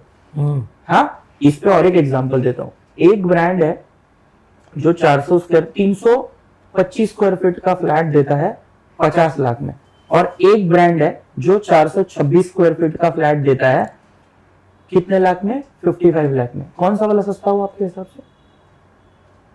सेकंड वाला है ना। बट लोगों को क्या लगता है, लोगों को फर्स्ट वाला लगता है। आप मेरे को एक बात बताओ, 1 किलो कांदा आपका, ठीक है, 50 रुपया है, और 1.5 किलो कांदा 60 रुपया है। What is cheaper? 60 rupees. Because जब आप डिवाइड करते हो तो पर ग्राम का इसका वैल्यू कम आता है। रियल एस्टेट क्या पैरामीटर पे खरीदा जाता है? स्क्वायर फीट ना। तो उसको किससे कंपेयर करना चाहिए? Square feet divided by the rate. Perfect है। कितने कस्टमर करते हैं मेरे को बताओ। आप गए, वो बिल्डर ने बड़ा लैविश सैंपल फ्लैट दिखा दिया, ठीक है। अरे मैं एक बिल्डर के फ्लैट में गया था सर, किचन के अंदर एग्जॉस्ट फैन नहीं था, प्लस टॉयलेट के अंदर एग्जॉस्ट फैन नहीं था, और वो दोनों का जो मुंह था, मतलब विंडो, वो लॉबी के मतलब इंटरनल पैसेज की तरफ था। अरे बाप रे। मतलब वेंटिलेशन नहीं है उस फ्लैट में। वो फ्लैट अगर आप खरीद रहे हो तो आप बेवकूफी हुए ना। ये बात किस बेसिक आदमी को नहीं समझ में आएगी, सबको समझ में आती है। स्टिल वो प्रोजेक्ट सोल्ड आउट है। देखो, कोई भी चीज खरीदते वक्त है ना, पहले ही समझ लो कि हमको इसके दिखावे में नहीं जाना है, प्रैक्टिकली इसका रॉ फ्लैट कैसे है, इसके वॉल्स का जो डायमेंशन है रेरा के हिसाब से सही है या गलत है। रेरा जो साइज बोल रहा है, रेरा बोलता है कि आप रेरा कारपेट के हिसाब से भेजो, तो इसका रेरा कारपेट क्या है, ऑल इंक्लूसिव प्राइसिंग, जिसमें सब कुछ है, स्टैम्प ड्यूटी, रजिस्ट्रेशन, जीएसटी, आपका एम्यूनिटी चार्जेस, जो भी अदर चार्जेस है, हिडन चार्जेस है, सब इसने पैकेज में दिखाया है नहीं दिखाया है। अगर वो दिखाया है वो डिवाइड कर लो। दूसरा बिल्डर 3-5 कर रहा है, उसको बोल नहीं भाई मेरे को टोटल बता और कारपेट क्या दे रहा है, एम्यूनिटीज क्या दे रहा है वो बता। दोनों को कंपेयर कर लो, आपको दूध का दूध पानी का पानी सीधे समझ में आएगा। इसमें एक और थोड़ा सा ट्रिक है जो मार्केट यूज करता है। जो भी ब्रोकर से आप कांटेक्ट करते हो, वो ब्रोकर अगर आप पर्टिकुलर समझो प्रोडक्ट ए पे आप खुद चले गए हो और ब्रोकर आपको बी सी डी बता रहा है, तो वो ए को नेगेटिव करेगा बिकॉज ए पे वो लेके नहीं गया है। तो आपको ये ध्यान होना चाहिए कि हर एक आदमी का इंटरेस्ट इन्वॉल्व है चीजों में, तो वो तो अपना अच्छा भूलेगा ही नहीं। आपको ये सब कंपेयर करने आना चाहिए। वो रही बात ये ऑनलाइन ज्ञान और ये सब के थ्रू मत जाओ। आज नहीं खरीदा तो कभी नहीं खरीद पाओगे। अच्छा दिनेश भाई, ऐसा लगता है मतलब अभी जैसे जो भी लोग प्रॉपर्टी देखते हैं ना, तो उनको ये लगता है कि कारपेट आज के डेट में बहुत छोटा मिल रहा है as compared to before. For example अगर मैं 2016 में रियल एस्टेट मार्केट में अगर आया था, ठीक है ना, तो उस वक्त कम से कम 1 BHK को 450 से 500 का कारपेट एरिया था। आज की डेट में जो 1 RK का कारपेट एरिया उसको 1 BHK बना के दिया जा रहा है। तो इतना चेंजेस क्यों आ गया? एग्जैक्टली डिमांड सप्लाई, ठीक है। अब हो रहा क्या है पता है कि अफोर्डेबिलिटी आदमी की गिरती गई, ठीक है, बट आपका रिक्वायरमेंट है बिकॉज ये एंड प्रोडक्ट है, घर रहने के लिए चाहिए, ठीक है, घर रहने के लिए चाहिए। और घर रहने के लिए चाहिए इसलिए आदमी को लेना है। पहले जो भी कंस्ट्रक्शन वैल्यू था, ठीक है, आज से 10 साल पहले जो भी कंस्ट्रक्शन के लिए चीजें लगती थी, लैंड, रॉ मटेरियल में लैंड भी आया, स्टील, सीमेंट, क्लियरेंस, ये सारी चीजें 10 साल पहले जिस कॉस्ट की थी आज जिस कॉस्ट में है, आप मानोगे नहीं, पता नहीं कितने 100% का ये कॉस्ट में फर्क पड़ा है। तो बिल्डर लाइन में इनिशियली मार्जिन बहुत था, तो इन लोगों ने ये सब चीज अफोर्ड की, पर अब वो ना एकदम सैचुरेटेड मार्केट हो गया है। आज अब अगर आप थाने घोड़बंदर पे काम कर रहे हो तो एकदम नेक टू नेक करते हो, ठीक है, लैंडलॉर्ड को भी अब अवेयरनेस आ गया है, ठीक है, तो वो भी अपना मार्जिन प्रॉपर, उसको पता है कि मेरे को कोई लूटना नहीं चाहिए, तो ऑलमोस्ट हर बिल्डर ऑफर देते हैं। तो उसके पास भी अब एक विंडो है, वो 10 बिल्डर्स को अप्रोच कर सकता है, 10 ऑफर में से जो बेहतर है उसके तरफ जाता है वो। ये अच्छी बात है वैसे मार्केट के लिए। फिर कस्टमर के लिए मार्केट कॉम्पिटिटिव हो गया है, वो 10 से ज्यादा प्रोडक्ट पे विजिट कर सकता है, चीजों को कंपेयर कर सकता है एंड देन वो परचेज कर सकता है। तो ये अब कस्टमर सेंट्रिक मार्केट हो गया है। कस्टमर सेंट्रिक मार्केट का एक बेनिफिट बहुत अच्छा है कि उसमें आपके साथ फ्रॉड नहीं हो सकता, वैल्यू फॉर मनी चीजें चलती हैं। तो अब आते हैं कि ये कम क्यों हुआ। तो यार पहले कैसा था मालूम है, पहले अगर आप नोटिस करो तो 55 लाख में मैं ज्यादा स्क्वायर फीट दे सकता था। अब उतना ही स्क्वायर फीट अगर मुझे बनाना है तो मुझे वो 65-70 लाख का पड़ रहा है, मतलब बेच के मेरा मार्जिन आना चाहिए 65-70 लाख। अब 70 लाख में 1 BHK खरीदने वाले मेरे पास समझो 10 लोग हैं, और वही 45 से 50 लाख के बजट में खरीदने वाले मेरे पास कितने लोग हैं, 1000 लोग हैं। तो as a manufacturer, as a developer मैं क्या करूंगा, मैं 70% लोगों के लिए घर बनाऊंगा ना, क्योंकि वो बिकेगा। तो मैं ये 10% को केटर करने से अच्छा 70% को केटर करूं। तो it is all related to आपका अफोर्डेबिलिटी। उस पर्टिकुलर परचेज में मेरे को वो चीज डिलीवर करनी है। तो आप क्या कर सकते हैं, तो कारपेट छोटा कर दो, थोड़ा कॉम्प्रोमाइज कर लेंगे बट एटलीस्ट रह लेंगे। अभी मुंबई अपनी माँ है आप समझो, पर मुंबई को अगर आप एक दूसरे नजरिए से देखो तो आप चौल में अगर चले जाते हो यार, नदी में कितने छोटे छोटे घर में मैं जब गया था एक ही रूम था, वही किचन था, वही सब कुछ था यार, हम 10-10 लोग भी सो रहे थे, बराबर है। क्यों ऐसा यार नदी में? तो क्या है, आदमी जितना कमा रहा है, जितना पे कर सकता है, उतना ही बड़ा घर लेगा। तो बिल्डर उस हिसाब से अब लेआउट्स बना रहा है। पहले घोड़बंदर पे हंसते हंसते 45 लाख तक हम बड़ा 1 BHK बना सकते थे। अब उतने में हम 300-350 स्क्वायर फीट से ज्यादा नहीं दे सकते, क्योंकि हमको ही नहीं पड़ पड़ेगा। तो इट इज ऑल, बल्कि अब तो कस्टमर सेंट्रिक है। मैं बोल रहा हूँ तब जो मार्जिन थी अभी उससे कई गुना कम हो गई है बिल्डर्स की मार्जिन, ठीक है। हाँ, ये आपको मैं बताऊं, अब ये एकदम राइट टाइम है। जहां पे भी कंपटीशन आ गया ना, वहाँ कस्टमर को बेनिफिट है। हाँ राइट है। है ना, क्योंकि 10 की जगह 100 दुकानें खुल गई, 100 दुकानें खुल गई, आपस में कंपटीशन है, कोई भी अनाप शनाप मार्जिन ले ही नहीं सकता है। ये मोबाइल इंडस्ट्री में था, मैं शुरू में मोबाइल आए थे, हम रीसेट करने के पैसे ले लेते थे, फैक्ट्री रीसेट करने के, एफएम सेट करके देने के मेरे जो ओनर्स थे वो लोग पैसे लेते थे, सेट करके मैं देता था, ठीक है। Software factory resetting, software update, कुछ भी नॉर्मल चीजें करने के भी हम पैसे लेते थे। आज ले सकते हो आप? नहीं ले सकते। तो क्या होता है, competition is good, awareness is good, तो कस्टमर के लिए बहुत सारी, प्लस गवर्नमेंट का बहुत ध्यान है, तो रेरा में काफी ज्यादा इम्प्रूवमेंट आई है। तो वैसा है, तो इसलिए कॉस्ट तो it is relevant to the manufacturing and everything, तो ऑब्वियसली जितना महंगा पड़ेगा उतना महंगा आएगा, एंड गुड, सिंपल रख रहा हूँ मैं। Okay. अभी रेरा, अगर हम रेरा की बात करें तो रेरा के बारे में ना दो चीज सुनने में आती है। रेरा वाकई में काम कर रहा है, क्योंकि रेरा का जो नॉर्म्स था वो कस्टमर भी फॉलो कर रहा है और बिल्डर तो फॉलो करता नहीं है। आई थिंक अगर वो फॉलो नहीं करे तो रेरा जो है चार्जेस लगाता है, फाइन लेता है, बट ये फाइन तो रेरा खुद के जेब में डाल रहा है। कस्टमर को बेनिफिट क्या हो रहा है इसका? बेनिफिट क्या हो रहा है, अच्छा क्वेश्चन है, ठीक है। कोई भी वो रेरा है क्या एक्चुअली, ये एक बॉडी है जो ध्यान रखती है, बराबर है। आप मेरे को एक बात दें, आप जाते आते हो, रहे हो, ठीक है, आप मीरा रोड में कितनी बिल्डिंग मेरे को बता सकते हो जो बिना ओसी है? लगभग मोर देन 50%। मोर देन 50%, ठीक है। तो कभी भी याद रखना, जब तक एक गाइडिंग फिगर नहीं होता है ना, जब तक हमारे पिताजी थे मेरे, तब तक है ना, हम भाइयों में, चीजों में, है ना, एक एकता थी, क्योंकि वो थे, वो हेड थे, वो ध्यान देते थे। तो कौन सही कौन गलत बताने वाला एक थर्ड पर्सन होना जरूरी है। ओके, क्या पता ये भी गलत नहीं हो, कई बार वो भी गलत नहीं हो, हमेशा सब गलत हो ऐसा नहीं, और बस उसको समझाना, इसका पहलू एक थर्ड मैन चाहिए जिसका इमोशन इन्वॉल्व नहीं है, मतलब हालत के हाँ बराबर है। अब मैं ये ना आसान शब्दों में समझाना चाहता हूँ, क्योंकि जो ऑडियंस है ना, वो थियोरी पे बात नहीं सुनना चाहेगी, वो समझना चाहेगी कि क्या लॉजिक है। तो रेरा ना बिल्डर को बोलता है कि तू क्या काम करने वाला है मेरे को बता, सब कुछ तू कस्टमर को क्या बताने वाला, वो सब मेरे को बता, मैं वेरीफाई करूंगा, तो ही तू कस्टमर को बता सकता है। अब बिल्डर को डर है कि मैं कुछ झूठ बोलूंगा तो रेरा ने अगर पकड़ा, तो अब वो डर की वजह से तुमको वही कारपेट बता रहा है जो कारपेट वो देने वाला है।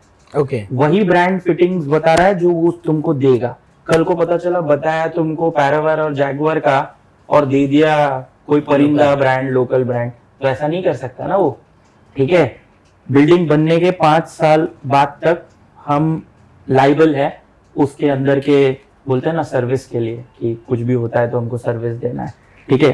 प्लस जो भी प्रोमिसेस हमने किए वो हमको देना है, हम नहीं देते तो आप गार्जियन के पास जा सकते हो, रेरा को बोल सकते हो कि इसने ये बोला था, ये नहीं किया। तो अब उसको रेरा का डर है कि रेरा उसके बदले मेरे को पनिश करेगा।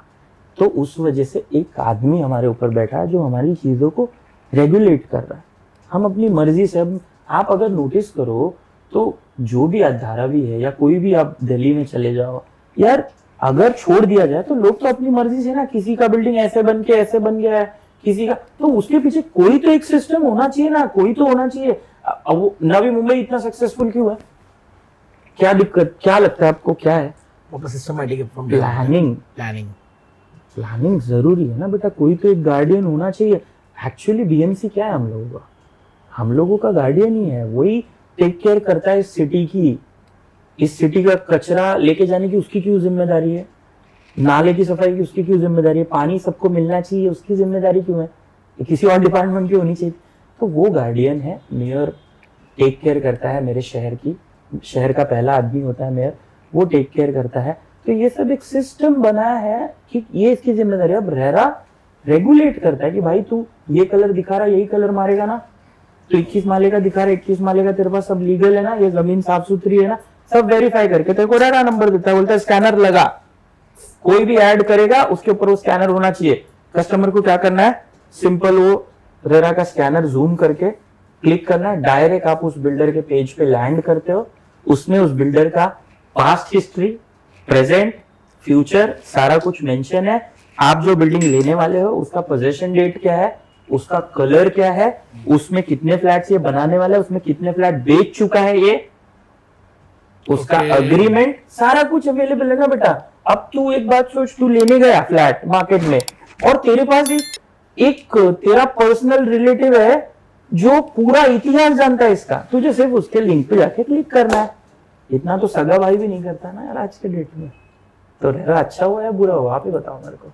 अच्छा हुआ ना। रही बात बोलते हो आप पेनल्टी वो ले रहा है, तो ऑब्वियसली उसको डर उसका ही होना चाहिए ना। कस्टमर तो हर बार बदलते रहेगा, तो कस्टमर के प्रति अगर कोई पेनल्टी निकलता है तो रेरा लेके वो कस्टमर को देता है। फॉर एग्जाम्पल उस आदमी का पैसा इसने डिले किया है, तो जो इंटरेस्ट चार्ज करेगा वो इंटरेस्ट कस्टमर को जाएगा, वो रेरा को थोड़ी जाएगा।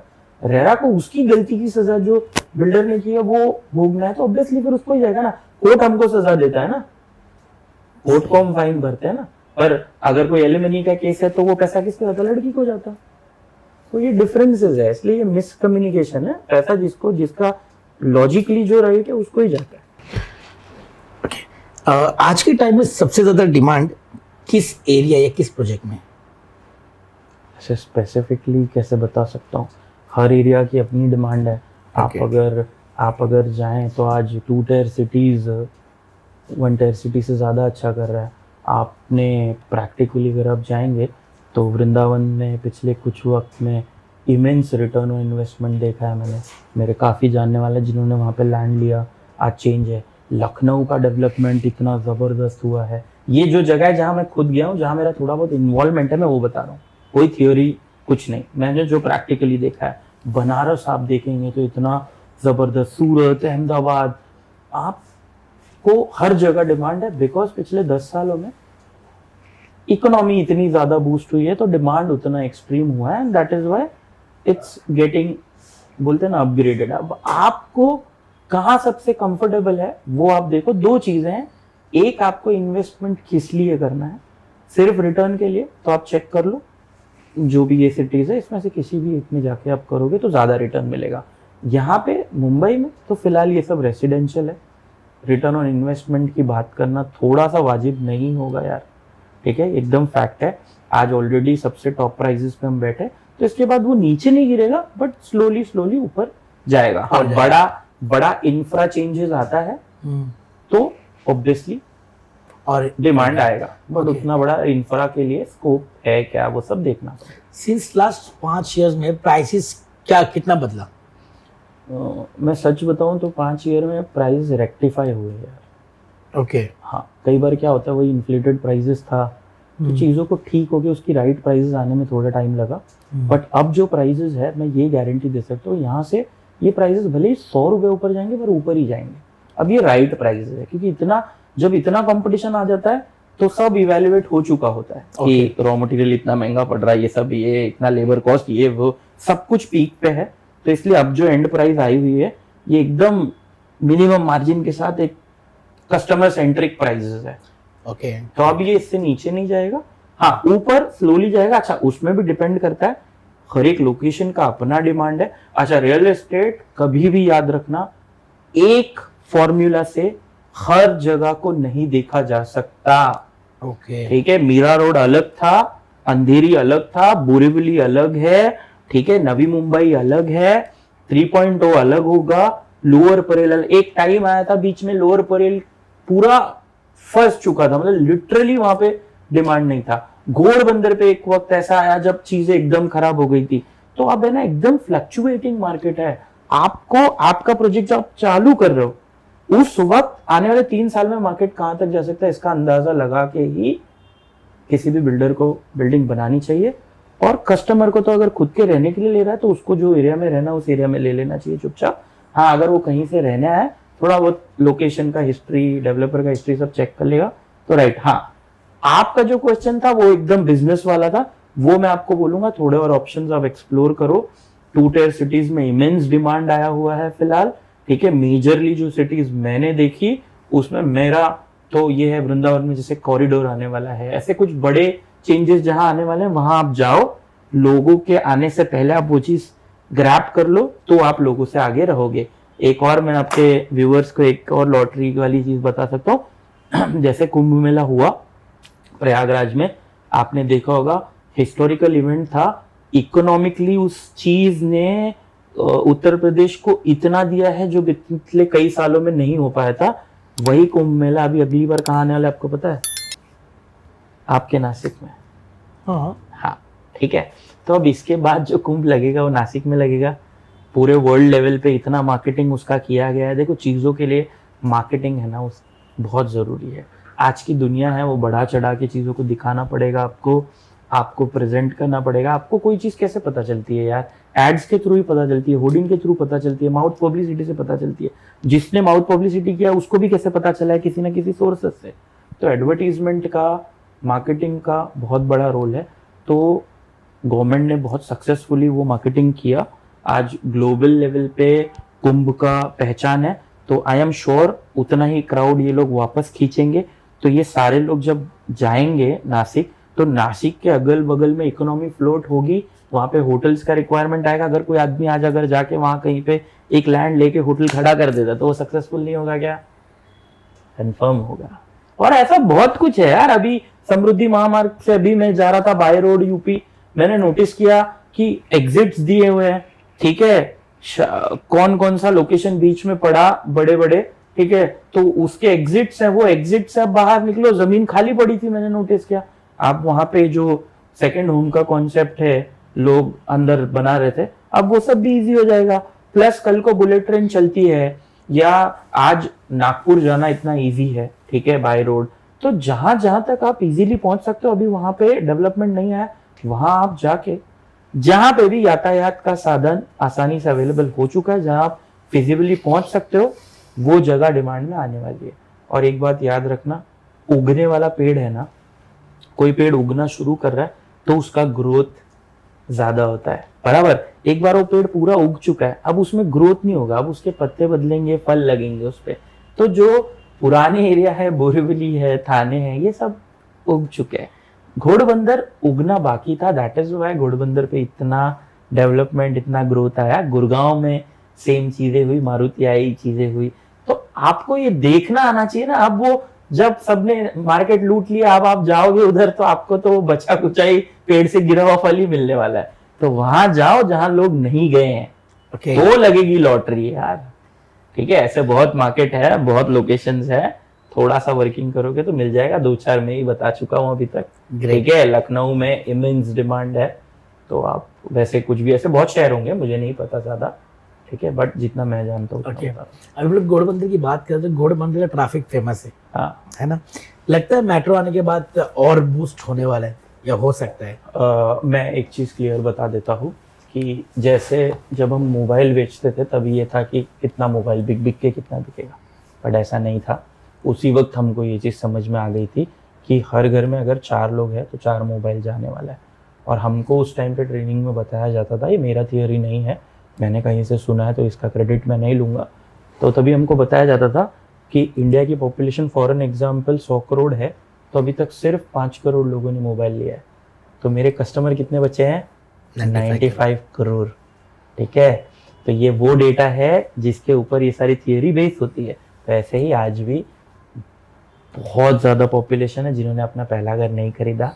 तो एंड गुड का डिमांड नहीं खत्म होने वाला है, नहीं खत्म होने वाला है। अभी बहुत इंडिया आगे जाएगा, भरपूर रियल एस्टेट बिकेगा। और मैं एक चीज़ आपको क्लियर कर देता हूँ, आज इंडियन इकोनॉमी में रियल एस्टेट सबसे मेजर कॉन्ट्रीब्यूटर है। और ये देश की ये रीढ़ की हड्डी है। बहुत सारे, करीब, मेरा फिगर रॉन्ग हो सकता है, वो 40-42 दूसरी इंडस्ट्रीज है जो सिर्फ रियल एस्टेट पर डिपेंड करती है।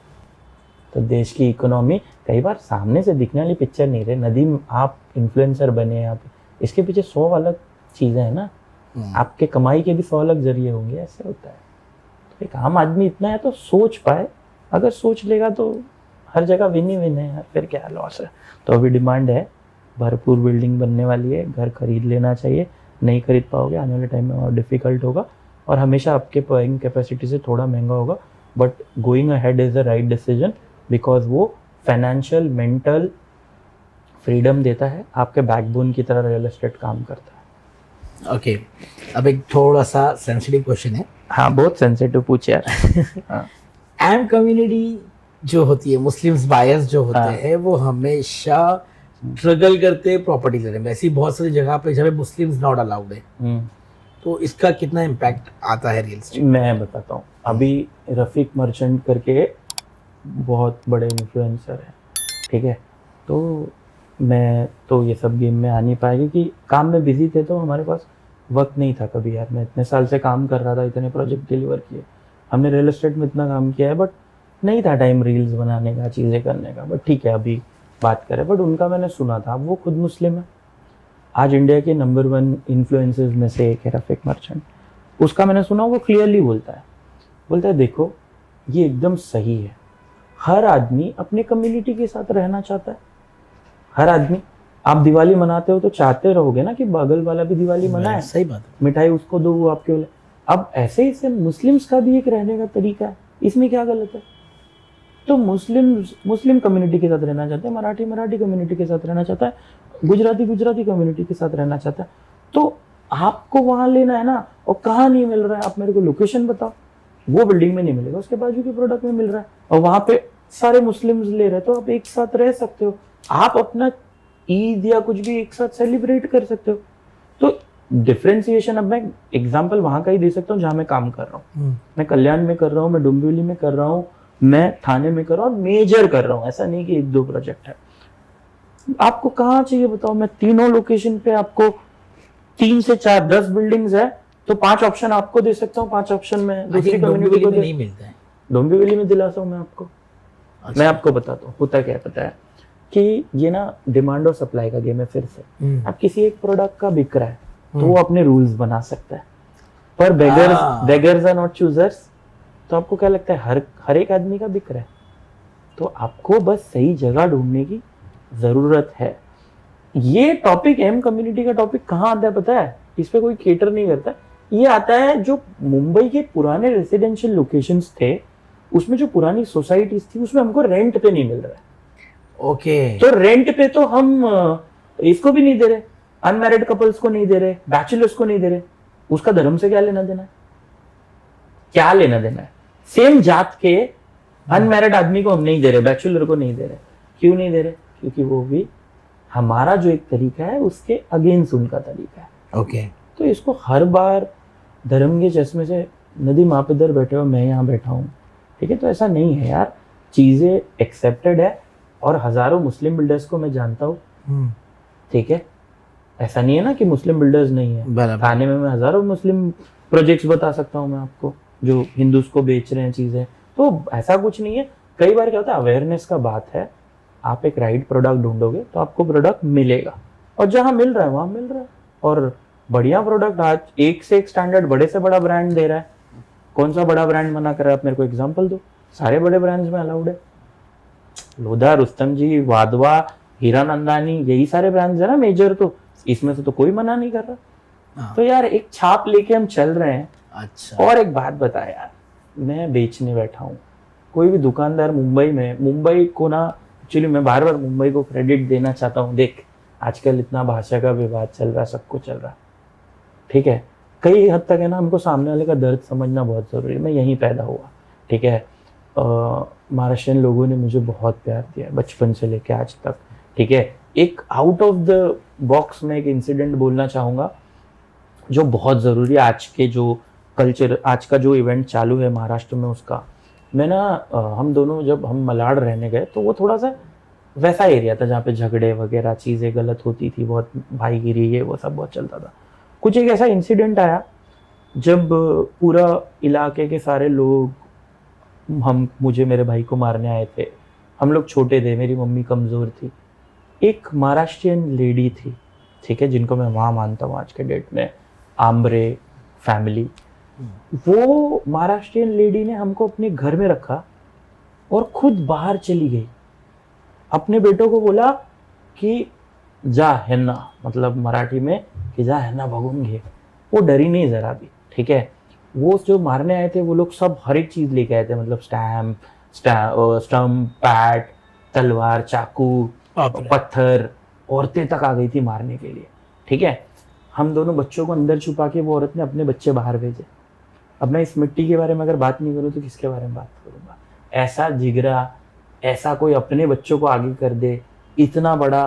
तो हमको ना उस जगह का इतिहास का रिस्पेक्ट करना। वहाँ के छत्रपति शिवाजी महाराज ने यार किसके लिए नहीं किया? इसके लिए नहीं, हकीकत बात, मुस्लिम के लिए नहीं किया तेरे को लगता है? 100% किया। हाँ, कौन सांस लेने इधर फ्रीली तू कर सकता है, तू नमाज पढ़ सकता है ना। वो क्या होता है सब पॉलिटिक्स। और एक बात बता, तो होता है क्या बता, देख पॉलिटिकल बेनिफिट है उनका, उनका भी ये बिजनेस है, क्लियर बिजनेस है। मैं पार्ट टाइम पॉलिटिशियन हूँ, पॉलिटिक्स में भी हूँ, ठीक है। जो नेता ए पार्टी में था वही नेता बी पार्टी में जाता है, वही नेता सी पार्टी में जाता है, वही नेता डी पार्टी में जाता है। तेरे को लगता है वो विचारधारा का लड़ाई है? विचारधारा क्या होता है कि जब मुस्लिम पार्टी में है तो टोपी पहन के इस्लाम से रिलेटेड बात करना, पर वही आदमी जब दूसरी पार्टी में चला जाता है तो उसके विरोध में कैसे बात करता है? इसका मतलब उस आदमी का कोई विचारधारा नहीं था। आज से 50 साल पहले विचारधारा पे पार्टियां चलती थी, ठीक है, कि मैं इस मुद्दे पे हूं तो ये मुद्दा मैं मन से मानता हूं, और तब लोग उसके पीछे होते थे कि यही विचारधारा हमारी भी है। तो इसलिए पहले यूनिटी था, पहले कोई आंदोलन होता तो लोग जान भी देने तैयार थे। अब वो विचारधारा नहीं है, अब पॉलिटिकल बेनिफिट है कि मेरा साहब मेरे को क्या दे रहा है, मेरा साहब मेरे को क्या नहीं दे रहा है, और जो साहब है उसको उसका साहब क्या दे रहा है। तो यार कुछ नहीं है, मैं देखता हूँ पीछे सब साथ में बैठते हैं, ठीक है। एम कम्युनिटी, ए कम्युनिटी, कोई कम्युनिटी नहीं है। आज भी महाराष्ट्र में रह के एक उत्तर प्रदेशी आदमी बिजनेस कर रहा है, हर एक गुजराती बिजनेस कर रहे हैं। और हम लोगों को लैंड किसने दिया है? तो महाराष्ट्रियन लोगों ने ही लैंड दिया है बिल्डिंग बनाने के लिए। आज वो लैंड ओनर भी हमारे साथ ही है। तो हर एक आदमी की वजह से हर एक आदमी का चल रहा है। प्राकृतिक नियम है कि एक दूसरे की जरूरत सबको पड़ने वाली है यार, ठीक है। तो एम कम्युनिटी को घोड़बंदर पे भी मिलता है, डोंबिवली में भी मिल रहा है, कल्याण में भी मिल रहा है। हाँ, एक सोसाइटी में नहीं मिल सकता, दूसरी में मिल रहा है। वो आपका इंसल्ट नहीं है, उनके अपने चॉइसेस है। अब आप जबरदस्ती अपनी चीजें नहीं थोप सकते। वाओ, अमेजिंग, नहीं थोप सकते ना। अच्छा। मैं यूपी वाला हूँ, हमारे भी 10 अलग रिवाज है, कुछ लोगों को नहीं पसंद होंगे यार। सही। हाँ, नहीं पसंद होंगे ना, जरूरी थोड़ी है मेरे सारी चीजें तुझे पसंद आए यार। मैं सिगरेट पीता हूँ, कुछ लोगों को कंफर्टेबल होता है, कुछ लोगों ने। मैं एक छोटा एग्जांपल देता हूँ, चल, और प्रैक्टिकल। गाड़ी है, कुछ लोग कार में सिगरेट नहीं पीते, उनको कार में अनकंफर्ट होता है। अब मैं कार में सिगरेट पीता हूँ, तो मेरे नियम मैंने बनाए ना। तो हर एक आदमी अपने कंफर्ट के लिए नियम बनाता है। Smoking is injurious to health, very very injurious to health, you should know. It was just an example. हाँ, कि मेरे पास कोई तरीका नहीं था साबित करने का। चीजों को प्रैक्टिकली साबित करना बहुत जरूरी है, ठीक है। और इसीलिए आप मेरे बहुत फेवरेट हो कि माशाल्लाह आप एक एक चीज को प्रॉपर एक अच्छा पैकेज बना के, ताकि वो दिमाग में घुस जाए। अच्छा दिनेश भाई, कोई एक ऐसा प्रोजेक्ट है जो आपको याद रह गया कि यार ये बहुत टफ था, बट उसके बाद तो मैं जानता ही हूँ कि आपका एक अलग ही मतलब किंग ऑफ घोड़बंदर ही बोलेंगे सेल्स एंड मार्केटिंग में, तो गलत नहीं है। तो वो थोड़ा सा शेयर करो ना, कैसा था वो और क्या बेचा आपने? अच्छा, मैं एक चीज और भी क्लियर कि उसका मोटिवेशन मेरे को बार बार देते थे। नहीं, देखो कैसा है मालूम है, मैं ना एक ही चीज़ समझा जब मैं रियल एस्टेट में, उससे पहले 16 साल में सेल्स में था, अलग अलग कंपनीज के लिए बेचा है। इवन व्हाट्सएप को इंडिया में लाया, वो पहली टीम में हम थे। नोकिया ने काफ़ी कुछ सिखाया, जैसा कि मैंने आपको बताया। तो सेल्स सीखा। मैंने ना एक चीज़ नोटिस करता हूँ, मैं किसी भी बड़े ब्रांड के पास जाता हूँ या सेल्स के बच्चों को देखता हूँ, मैं जब मिलता हूँ, मैं जाता हूँ ऐसे, कभी कभी मेरा मौका पड़ता है या लोग जानते हैं मुझे, थोड़ा बहुत पॉलिटिक्स में तो जाना आना होता है। तो मैं देखता हूँ ना, तो जब मैं देखता हूँ बच्चों को कि बच्चे सूट पहने हैं, MBA करके आए हैं, बहुत अच्छी इंग्लिश बोल रहे हैं, उनको लग रहा है डिटेल दे दिया, लॉन्च रखा है, 100 कस्टमर अटेंड किए, 20 क्लोजर हो गया, उसमें से 5 फाइनल हुआ, बाकी सब चला गया, तो उसको लगता है 5 उसने बेचा है। अब मैं इसका ना थोड़ा रियलिटी चेक देता हूँ, एक्चुअली ऐसा होता नहीं है। सेल्स है ना, एक विद्या है, एक बहुत बड़ी चीज़ है जिससे करोड़ों अरबों लोगों का घर चलता है, प्लस दुनिया भी कई किस्म से सेल्स पर डिपेंडेंट है, क्योंकि एक बहुत बड़ा बैकबोन है चीज़ों के लिए। किसी भी इंडस्ट्री में सेल्स का एक बहुत बड़ा महत्व है, बराबर है। अब सेल्स को सिर्फ बेच लेने को सेल्स नहीं बोलते। कंघा, वो एग्जाम्पल बचपन से हम सुनते थे ना कि टकले को कंघी बेच के बताओ। तो हम है ना, मैं वोडाफोन में था बहुत साल पहले। वोडाफोन में ना स्टोर्स होते थे, वोडाफोन के उस टाइम पे बड़े बड़े। तभी पोस्टपेड कनेक्शन के लिए ना आपको क्रेडिट कार्ड की तरह वेरिफिकेशन कराया जाता था कि मैं आपको पोस्टपेड दूंगा, पर आपकी उतनी औकात है क्या पोस्टपेड लेने जैसी, ऐसा सिस्टम था। तो मैं वोडाफोन में था, तो मतलब मैं गया था जस्ट, तो मेरे को पता चला कि इतना डिफिकल्ट है पोस्टपेड देना। प्लस फिर भी हमको सुबह से शाम तक टारगेट था कि हर एक आदमी को दो पोस्टपेड बेचने हैं अंदर बैठ के। और उस टाइम मार्केट में ऐसा चल रहा था कि पोस्टपेड लेना मतलब बर्बाद होना, मतलब ये कंपनियां फंसाती है, पोस्टपेड के बिल अनाप शनाप आते, अनाप शनाप आते। नहीं, उस टाइम ऐसा हो गया था कि लोग अपने बॉडी में पत्थर भर के लाते थे मारने के लिए, बंदूक निकाली है लोगों ने, ठीक है। बोरीवली स्टोर का बात बता रहा हूँ मैं, वोडाफोन का, लोगों ने गन निकाली है, लोगों ने पत्थर से कांच पे मारा है हम लोगों का, मतलब इतना डिफिकल्ट था कि लोग हमारी जान के दुश्मन हो जाते थे। उस टाइम पे पोस्टपेड बेचना होता था। उसमें क्या सिस्टम था, उसमें ऐसा था कि शाम को ये था कि दो बेचना ही आपको। अच्छा, अब आपके पास आ रहे रिक्शा वाले, नॉर्मल लोग आ रहे हैं, उनका रेसिडेंशियल प्रूफ, इनकम प्रूफ, वो सारी चीजें नहीं है, उसके बावजूद आपको बेचना। और अगर आपने नहीं बेचा तो शाम को वो बॉस गाली देता था, बहुत ग्राइंडिंग होती थी। तो सेल्स है ना, सेल्स वो है जहां पे सामने वाले को नहीं लेना है, फिर भी आप उसके सारे डाउट्स, उसके सारी क्वेरीज, उसके मन में उठे हुए सारे भूचाल को शांत करके उसको बताओ कि सर आपको ये चाहिए पर अभी आपको ये समझ नहीं आ रहा है, आपका रिक्वायरमेंट ये नहीं है, ये है, आपको इस चीज की तो रिक्वायरमेंट ही नहीं, आप ये फालतू में खरीद रहे। एक आदमी जिसको महीने में एक ही दिन गाड़ी निकालनी है, हाँ, वो बोलता है कि मेरे को एवरेज ओरिएंटेड कार चाहिए, तो उसका लॉजिक नहीं ना। तो चीजों का लॉजिक कई बार परचेसर को नहीं पता होता ना, उसको क्या चाहिए, क्योंकि वो भगवान थोड़ी है। उसको लग रहा है कि उसको घर लेना, पर उसको कैसा घर चाहिए, कहाँ उसके लिए कंफर्टेबल हो, ये सारी चीजें या तो वर्किंग करके है, बट अक्सर उसको नहीं पता होता है।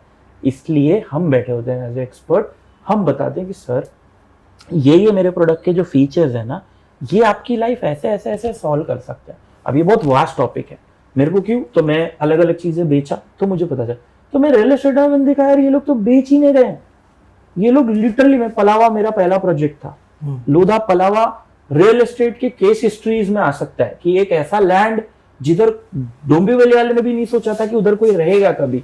अच्छा, वहां पे लोधा ने इंडिया का सबसे बड़ा रियल एस्टेट हब क्रिएट कर दिया। आज पलावा हैज बिकम हिस्ट्री। क्यों? क्योंकि लोधा ने उस तरीके का फ्यूचर दिखाया, चीजों को उस तरीके से पेश किया, प्लस तो लोगों ने खरीदा। तो मेरे को एक चीज पता है कि सेल्स आना बहुत जरूरी है, ये जो कर रहे हैं। अच्छा, इसमें एक सबसे बड़ा टॉपिक क्या है, आप मेरे को एक बात बताओ, एक अच्छे सेल्स मैनेजर को क्या क्या आना चाहिए? अच्छा अटायर, अच्छा वोकैबुलरी, अच्छा प्रोडक्ट नॉलेज, सही, बराबर है? और कोई पॉइंट मिस कर रहा हूं? समझो ऐसे और 2-3 पॉइंट होंगे। आप लोधा के किसी सेल्स मैनेजर से मिलो, आप रुस्तम जी के किसी सेल्स मैनेजर से मिलो, आप हीरानंदानी के किसी सेल्स मैनेजर से मिलो, सेल्स ऑफिस में जाओ, सारे लोग तो सेम कर रहे हैं। हाँ, सबको पता है कि अच्छा कपड़ा पहनना जरूरी है, ब्लेजर वेजर एकदम ठीक है। सबको पता है कि इंग्लिश में अच्छी वोकैबुलरी होना, थोड़े से कीवर्ड्स ये वो, उसके बाद अच्छा प्रोडक्ट नॉलेज होना, कस्टमर से क्वेश्चनिंग करना, उसकी नीड समझ के लेना, उससे रिलेशनशिप बिल्ड करना, ये सारे टेक्निक तो सबको पता है। तो अब मुझे बताओ, जो 10 सेल्स मैनेजर है उसमें वो एक कौन है जो जीतेगा मुझे बताओ। I think so self confidence अच्छा हो। मैं बताता हूँ, सारे थंब रूल के बावजूद जब कोई एक चीज़ आप एक्स्ट्रा करते हो ना, किसी भी चीज़ में, जिंदगी के कोई भी चीज़ में, चाहे ये है, चाहे आप बटाटे की भजिया बना रहे हो, चाहे आप रॉकेट बना रहे हो, वो जो एक चीज़ आप एक्स्ट्रा करते हो ना, वही आपको जिताती है। कंपटीशन इतना हो गया है ना कि 100 आउट ऑफ 100 भी लोग कर रहे हैं, तो जो आदमी 100 के ऊपर भी थोड़ा सा कुछ करेगा ना, वो जीतेगा। तो ये जो 10 सेल्स मैनेजर है ना, ये 10 के 10 जो कर रहे हैं, जिस दिन वो उससे भी ऊपर का कुछ करने का ट्राई करेंगे ना, तभी वो बाकियों से आगे रहेंगे। तो कंपटीशन इतना हो गया है कि बेस्ट इज ओके, बेस्ट है ना, अब वो कॉमन है। वाओ, बेस्ट है ना, वो कॉमन है। सच तो इसके लिए if you want to grow in sales, try and understand कि sales is not closing the deal. अब मेरे को हंसी आता है, मैं मिलता हूँ एक से एक एक्सपर्ट से मिलता हूँ, साइट हेड है, और वो मतलब मेरे से बात करते, उनको लगता है कि ये कौन ही होगा, तो नॉर्मली बात करते हैं, मैं तो हंसता हूँ, फिर सुनता हूँ, हाँ साइट हेड है, अच्छा, अरे यार ये हो गया, ऐसा डील हो गया। एक ब्रांड करोड़ों रुपए का मार्केटिंग किया है, इतना जबरदस्त इंफ्रा दिया है, ठीक है, कस्टमर का रिक्वायरमेंट है फ्लैट लेना, परचेसर तुम्हारे पास आया हुआ है, फिर उसको ही फ्लैट बेच के तुमको लगता है तुम्हारा सेल्स स्किल अच्छा है, वो उसको फ्लैट लेना था, वो मार्केट में निकला है, प्लस तुम्हारे पास 1.5-2 करोड़ रुपए का ओवरऑल इंफ्रा है, जिसमें एक lavish sales office, lavish marketing campaign, brands, niche influence, सब कुछ है। उसके बाद तुम्हारे पास support, telecaller support, reception support, broker, CP network सब है। उसके बाद तुम डील कर रहे हो। तो तुम समझो, अगर घर बेचना मुश्किल है तो बाकी सब कुछ तो नामुमकिन हो जाना चाहिए फिर। ठीक है, तो घर लेने के लिए सामने वाले का रिक्वायरमेंट रहता है। इस सेल्स के अपने चैलेंजेस है, ऑब्वियसली मैं वो मानता हूँ, पर आप ये समझो कि सेल्स बहुत अलग चीज़ है। सेल्स वो है उस आदमी को समझना, उसके मन में जो द्वंद्व चल रहे हैं, जो उसके मन में जो क्वेश्चंस हैं, जो तुमसे नहीं पूछ पा रहा है, वो उससे कंफर्टेबली रिलेशन बना के समझने की कोशिश करना कि इस आदमी को ये चीज़ की रिक्वायरमेंट है कि नहीं। आपने दुनिया भर की बात कर ली और आपने रियलाइज ही नहीं किया कि इसके 2 बच्चे भी हैं जो कोई दूसरे स्कूल में जा रहे हैं, इनकी वाइफ है कहीं और काम करती है, या ये जो घर देखने आया है ये एक्चुअली अपने छोटे भाई के लिए घर लेने वाला है जिसके रिक्वायरमेंट ही कुछ अलग है। तो सेल्स वाले पूरा डिटेल देंगे, वो टॉपिक और उनको पता ही नहीं। तो सेल्स में सामने वाले को समझना, उसकी ज़रूरत समझना और उसकी ज़रूरत को केटर करना ज़रूरी है, तब जाके आप एक अच्छे सेल्स वाले बनते हो। तो सेल्स बहुत बड़ा है, और मैं सिर्फ इतना ही बोलना चाहूँगा इस पॉडकास्ट के माध्यम से कि सेल्स की इज्जत करनी चाहिए। सेल्स बहुत बड़ी चीज़ है। बट मुझे मेरे क्वेश्चन का आंसर नहीं मिला। क्या एक्सपीरियंस आपका एक प्रोजेक्ट को लेके? अच्छा, हाँ, ओ सॉरी, तुम्हें भटक गया फिर। तो फिर एक प्रोजेक्ट को लेकर देखिए, ये सब ऐसा था कि हाँ, बहुत टफ था नहीं, हाँ। ये सब चीज करने में तो फिर अब मुश्किल चीजें आती है बिकने के लिए आपके पास। अब आप आसान चीजें बेच रहे हो, बड़े बड़े ब्रांड्स के प्रोजेक्ट बेच रहे हो, थोड़ा आसान हो जाता है। मेरे पास ऐसे प्रोजेक्ट आए जो सब जगह से हार चुके थे, जिनको कोई बेच नहीं पाया। हाँ, बड़े बड़े ब्रांड जो आज खुद को तुरम खान मानते हैं मार्केट में, ओके, उनके बंदे बैठे हैं और वो निकल गए उधर से। वो प्रोजेक्ट्स मेरे पास आए। ठीक है, एक प्रोजेक्ट है जिसका दरवाजा है, ये प्रोजेक्ट का गेट है, ये प्रोजेक्ट के गेट के बगल में ये शमशान घाट का गेट है। ठीक है, ये शमशान भूमि का दरवाजा है और ये मेरे प्रोजेक्ट का दरवाजा है। दोनों के बीच में इतनी बड़ी एक दीवार है बस। ओके। एज अ, आपने एम कम्युनिटी की बात की, तो हिंदू कम्युनिटी में क्या शमशान घाट के बगल में घर लेंगे लोग? नहीं लेंगे। कैसे लेंगे? सोल्ड आउट है मेरा प्रोजेक्ट। वाओ। और घोड़बंदर पे, वो भी one of the most dominating location, जहां पे 25-50 अलग प्रोजेक्ट्स चल रहे हैं और बड़े बड़े ब्रांड है। एक एक ब्रांड मैं नाम नहीं लूंगा, बट ऐसा ब्रांड है जिसने घोड़बंदर से लेके कलवा तक एक होर्डिंग, आपको पता है एक होर्डिंग लगाते हैं ना हम लोग रोड पे, उसका क्या कॉस्ट पड़ता रहेगा? 1.5 लाख रुपया एवरेज कॉस्ट पकड़िए। प्राइम लोकेशन जैसे माझीवाड़ा हो गया, कलवा ब्रिज हो गया, वहां पे सब 2.5 लाख, 3 लाख, 5 लाख रुपया महीना। आप मुझे बताओ, उस आदमी ने 40 होर्डिंग लगाई थी। ओहो। ठीक है, मेरे कॉम्पिटिटर ने 40 होर्डिंग लगाई थी। मतलब उस आदमी ने 2 करोड़ रुपया खर्चा करके जितना बेचा, मैंने 25 लाख रुपए में लगभग उतना ही फ्लैट बेचा है। और ये रियल किया हुआ बता रहा हूं मैं जानता हूँ ये बात। ठीक है, प्लस उस प्रोडक्ट के दरवाजे पे शमशान घाट था। कस्टमर आता है तो पहले उसको शमशान दिखता है, बॉडी जलती हुई दिखती है, and then he enters to our project. बाप रे बाप। We sold it. ठीक है, उसके बाद आते हैं, गेम इधर नहीं रुका। हर जगह जहां प्रोडक्ट फंसा, कोई नहीं कर पाया, आपको काम कब मिलेगा? इतने बड़े हैवी वेट बैठे, करोड़ों का इन्वेस्टमेंट लेके आए हैं, एक लड़का जो झोपड़पट्टी से उठा, उसको कोई क्यों काम देगा? तो जो किसी से नहीं हुआ वो हमारे पास आया। और 12th मैन को बैटिंग कब मिलती है? जब कोई प्लेयर इंजर्ड होगा तब वो मिला, और उस दिन हमने century, double century, triple century मारी, और आज मार्केट में भूमि डॉलर्स का 1 साइड नाम है।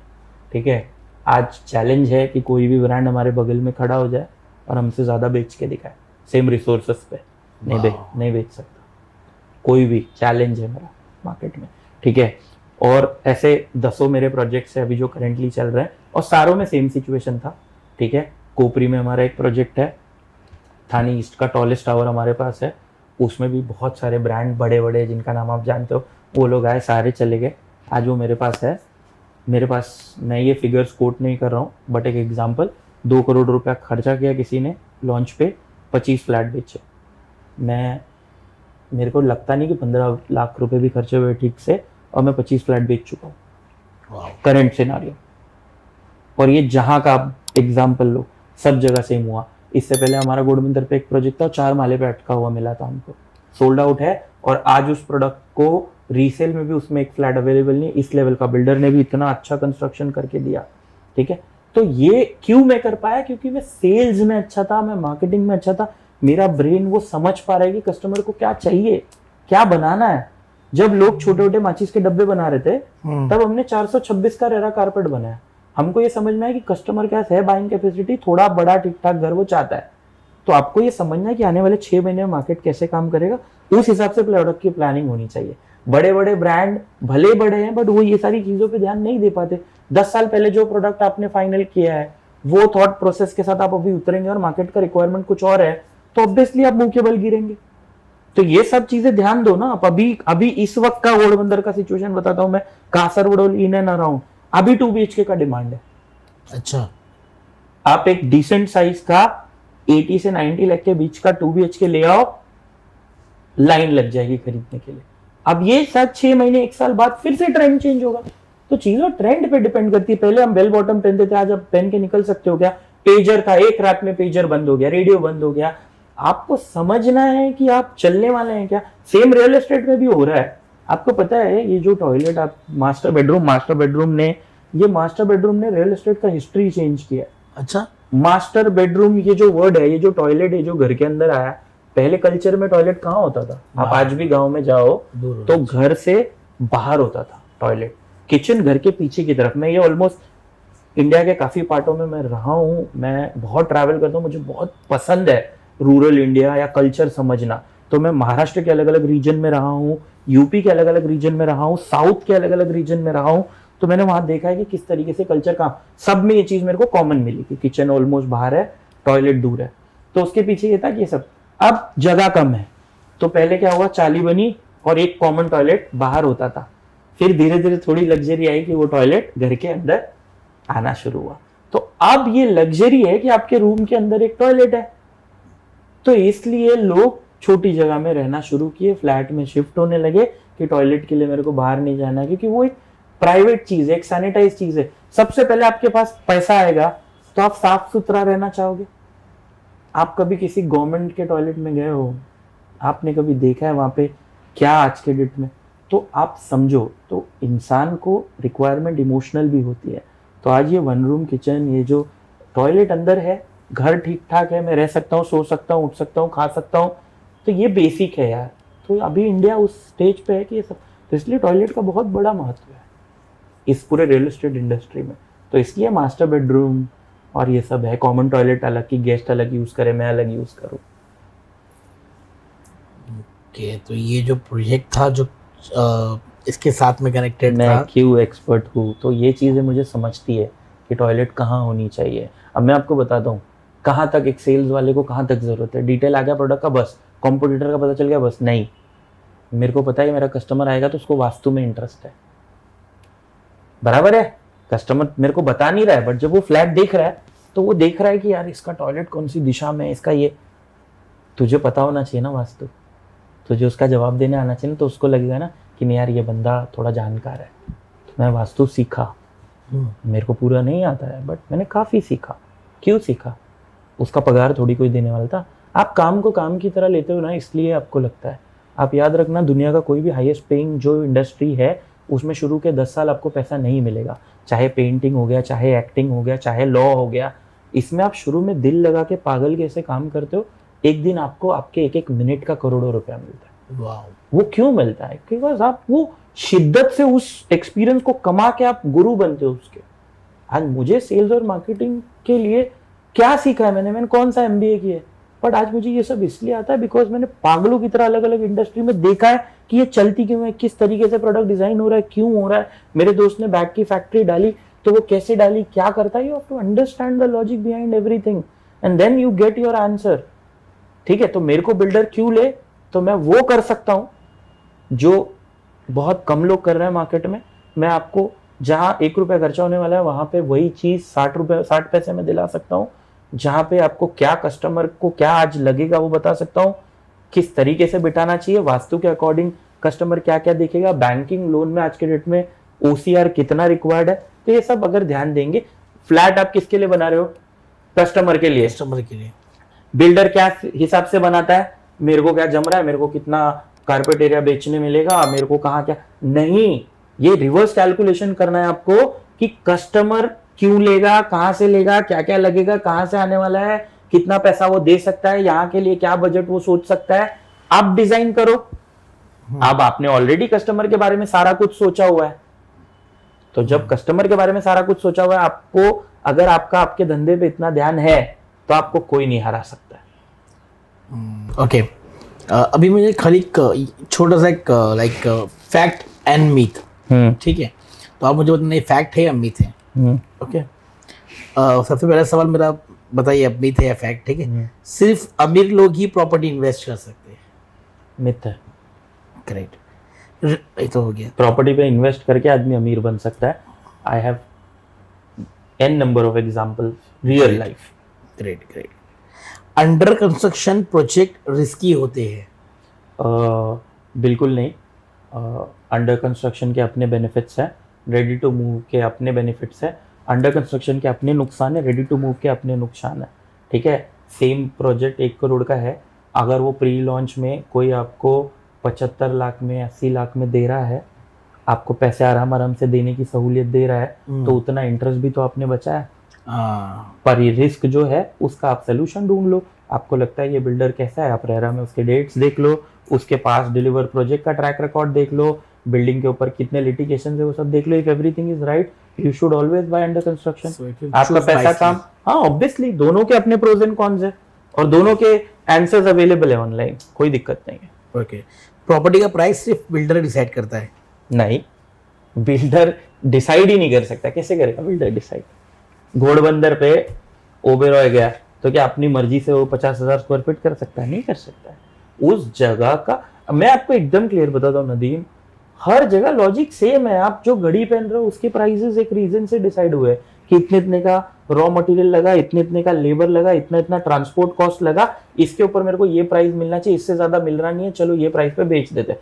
तो एक इवैल्यूएट करके एक प्राइस आती है, उस पर बेचा जाता है। कंस्ट्रक्शन का भी सेम है, रॉ मटेरियल, जमीन, लीगल टाइटल, सारा क्लियरेंस के अंदर कितना पैसा लगने वाला है, लॉक एंड की एंड में क्या प्राइस है, ओवरऑल निकाल के उस एरिया में क्या रेट पे बिक सकता है, उसके अगल बगल करके 500,000 रुपए हियर एंड देयर बिकता है।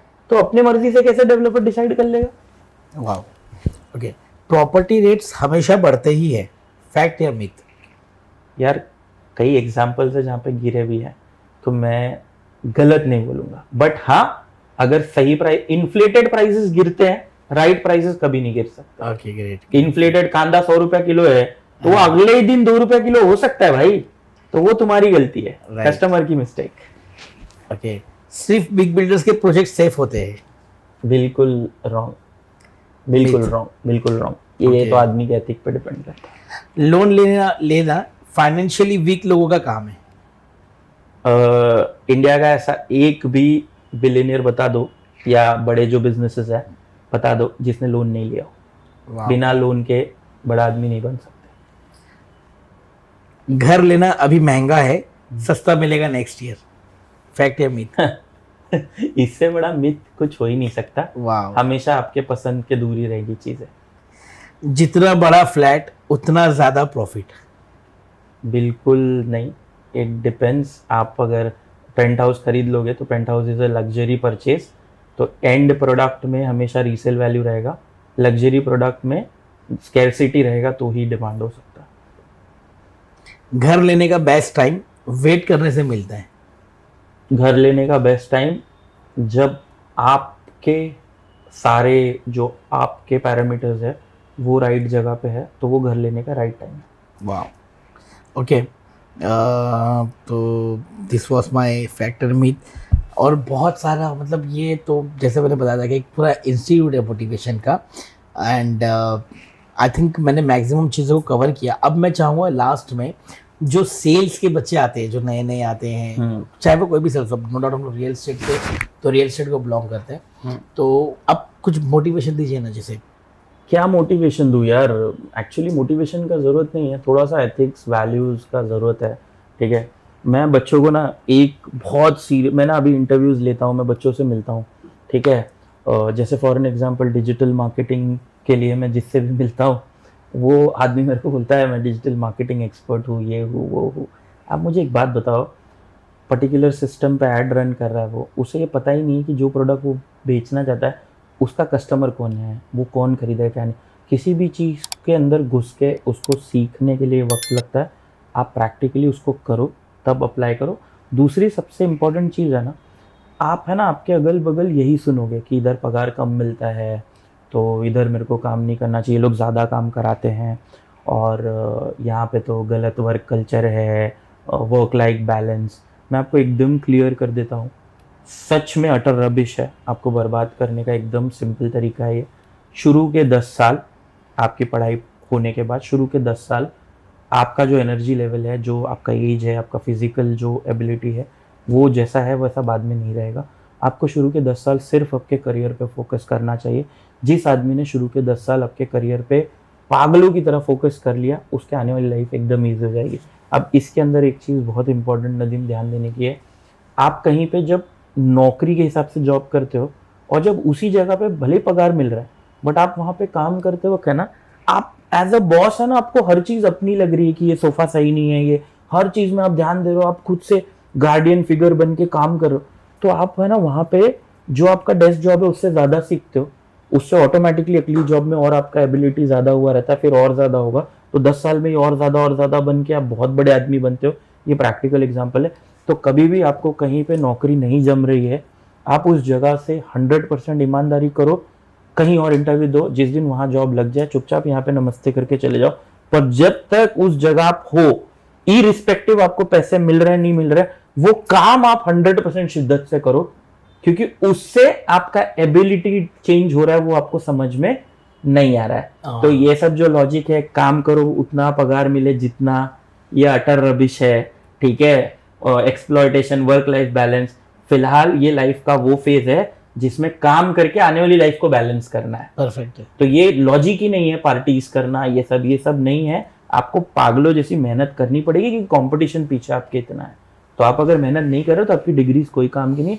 डिग्रीज तब आपको पुश देंगी जब आप उसको प्रैक्टिकली कन्वर्ट करोगे। That's really great. दिनेश भाई से अगर किसी को मिलना हुआ कुछ से तो कहाँ मिलेंगे? यार आपके नीचे मेरा इंस्टाग्राम हैंडल डाल दो, यूट्यूब हैंडल डाल दो, कोई भी कभी भी कांटेक्ट करना चाहे मेरा मोबाइल नंबर लिख दो।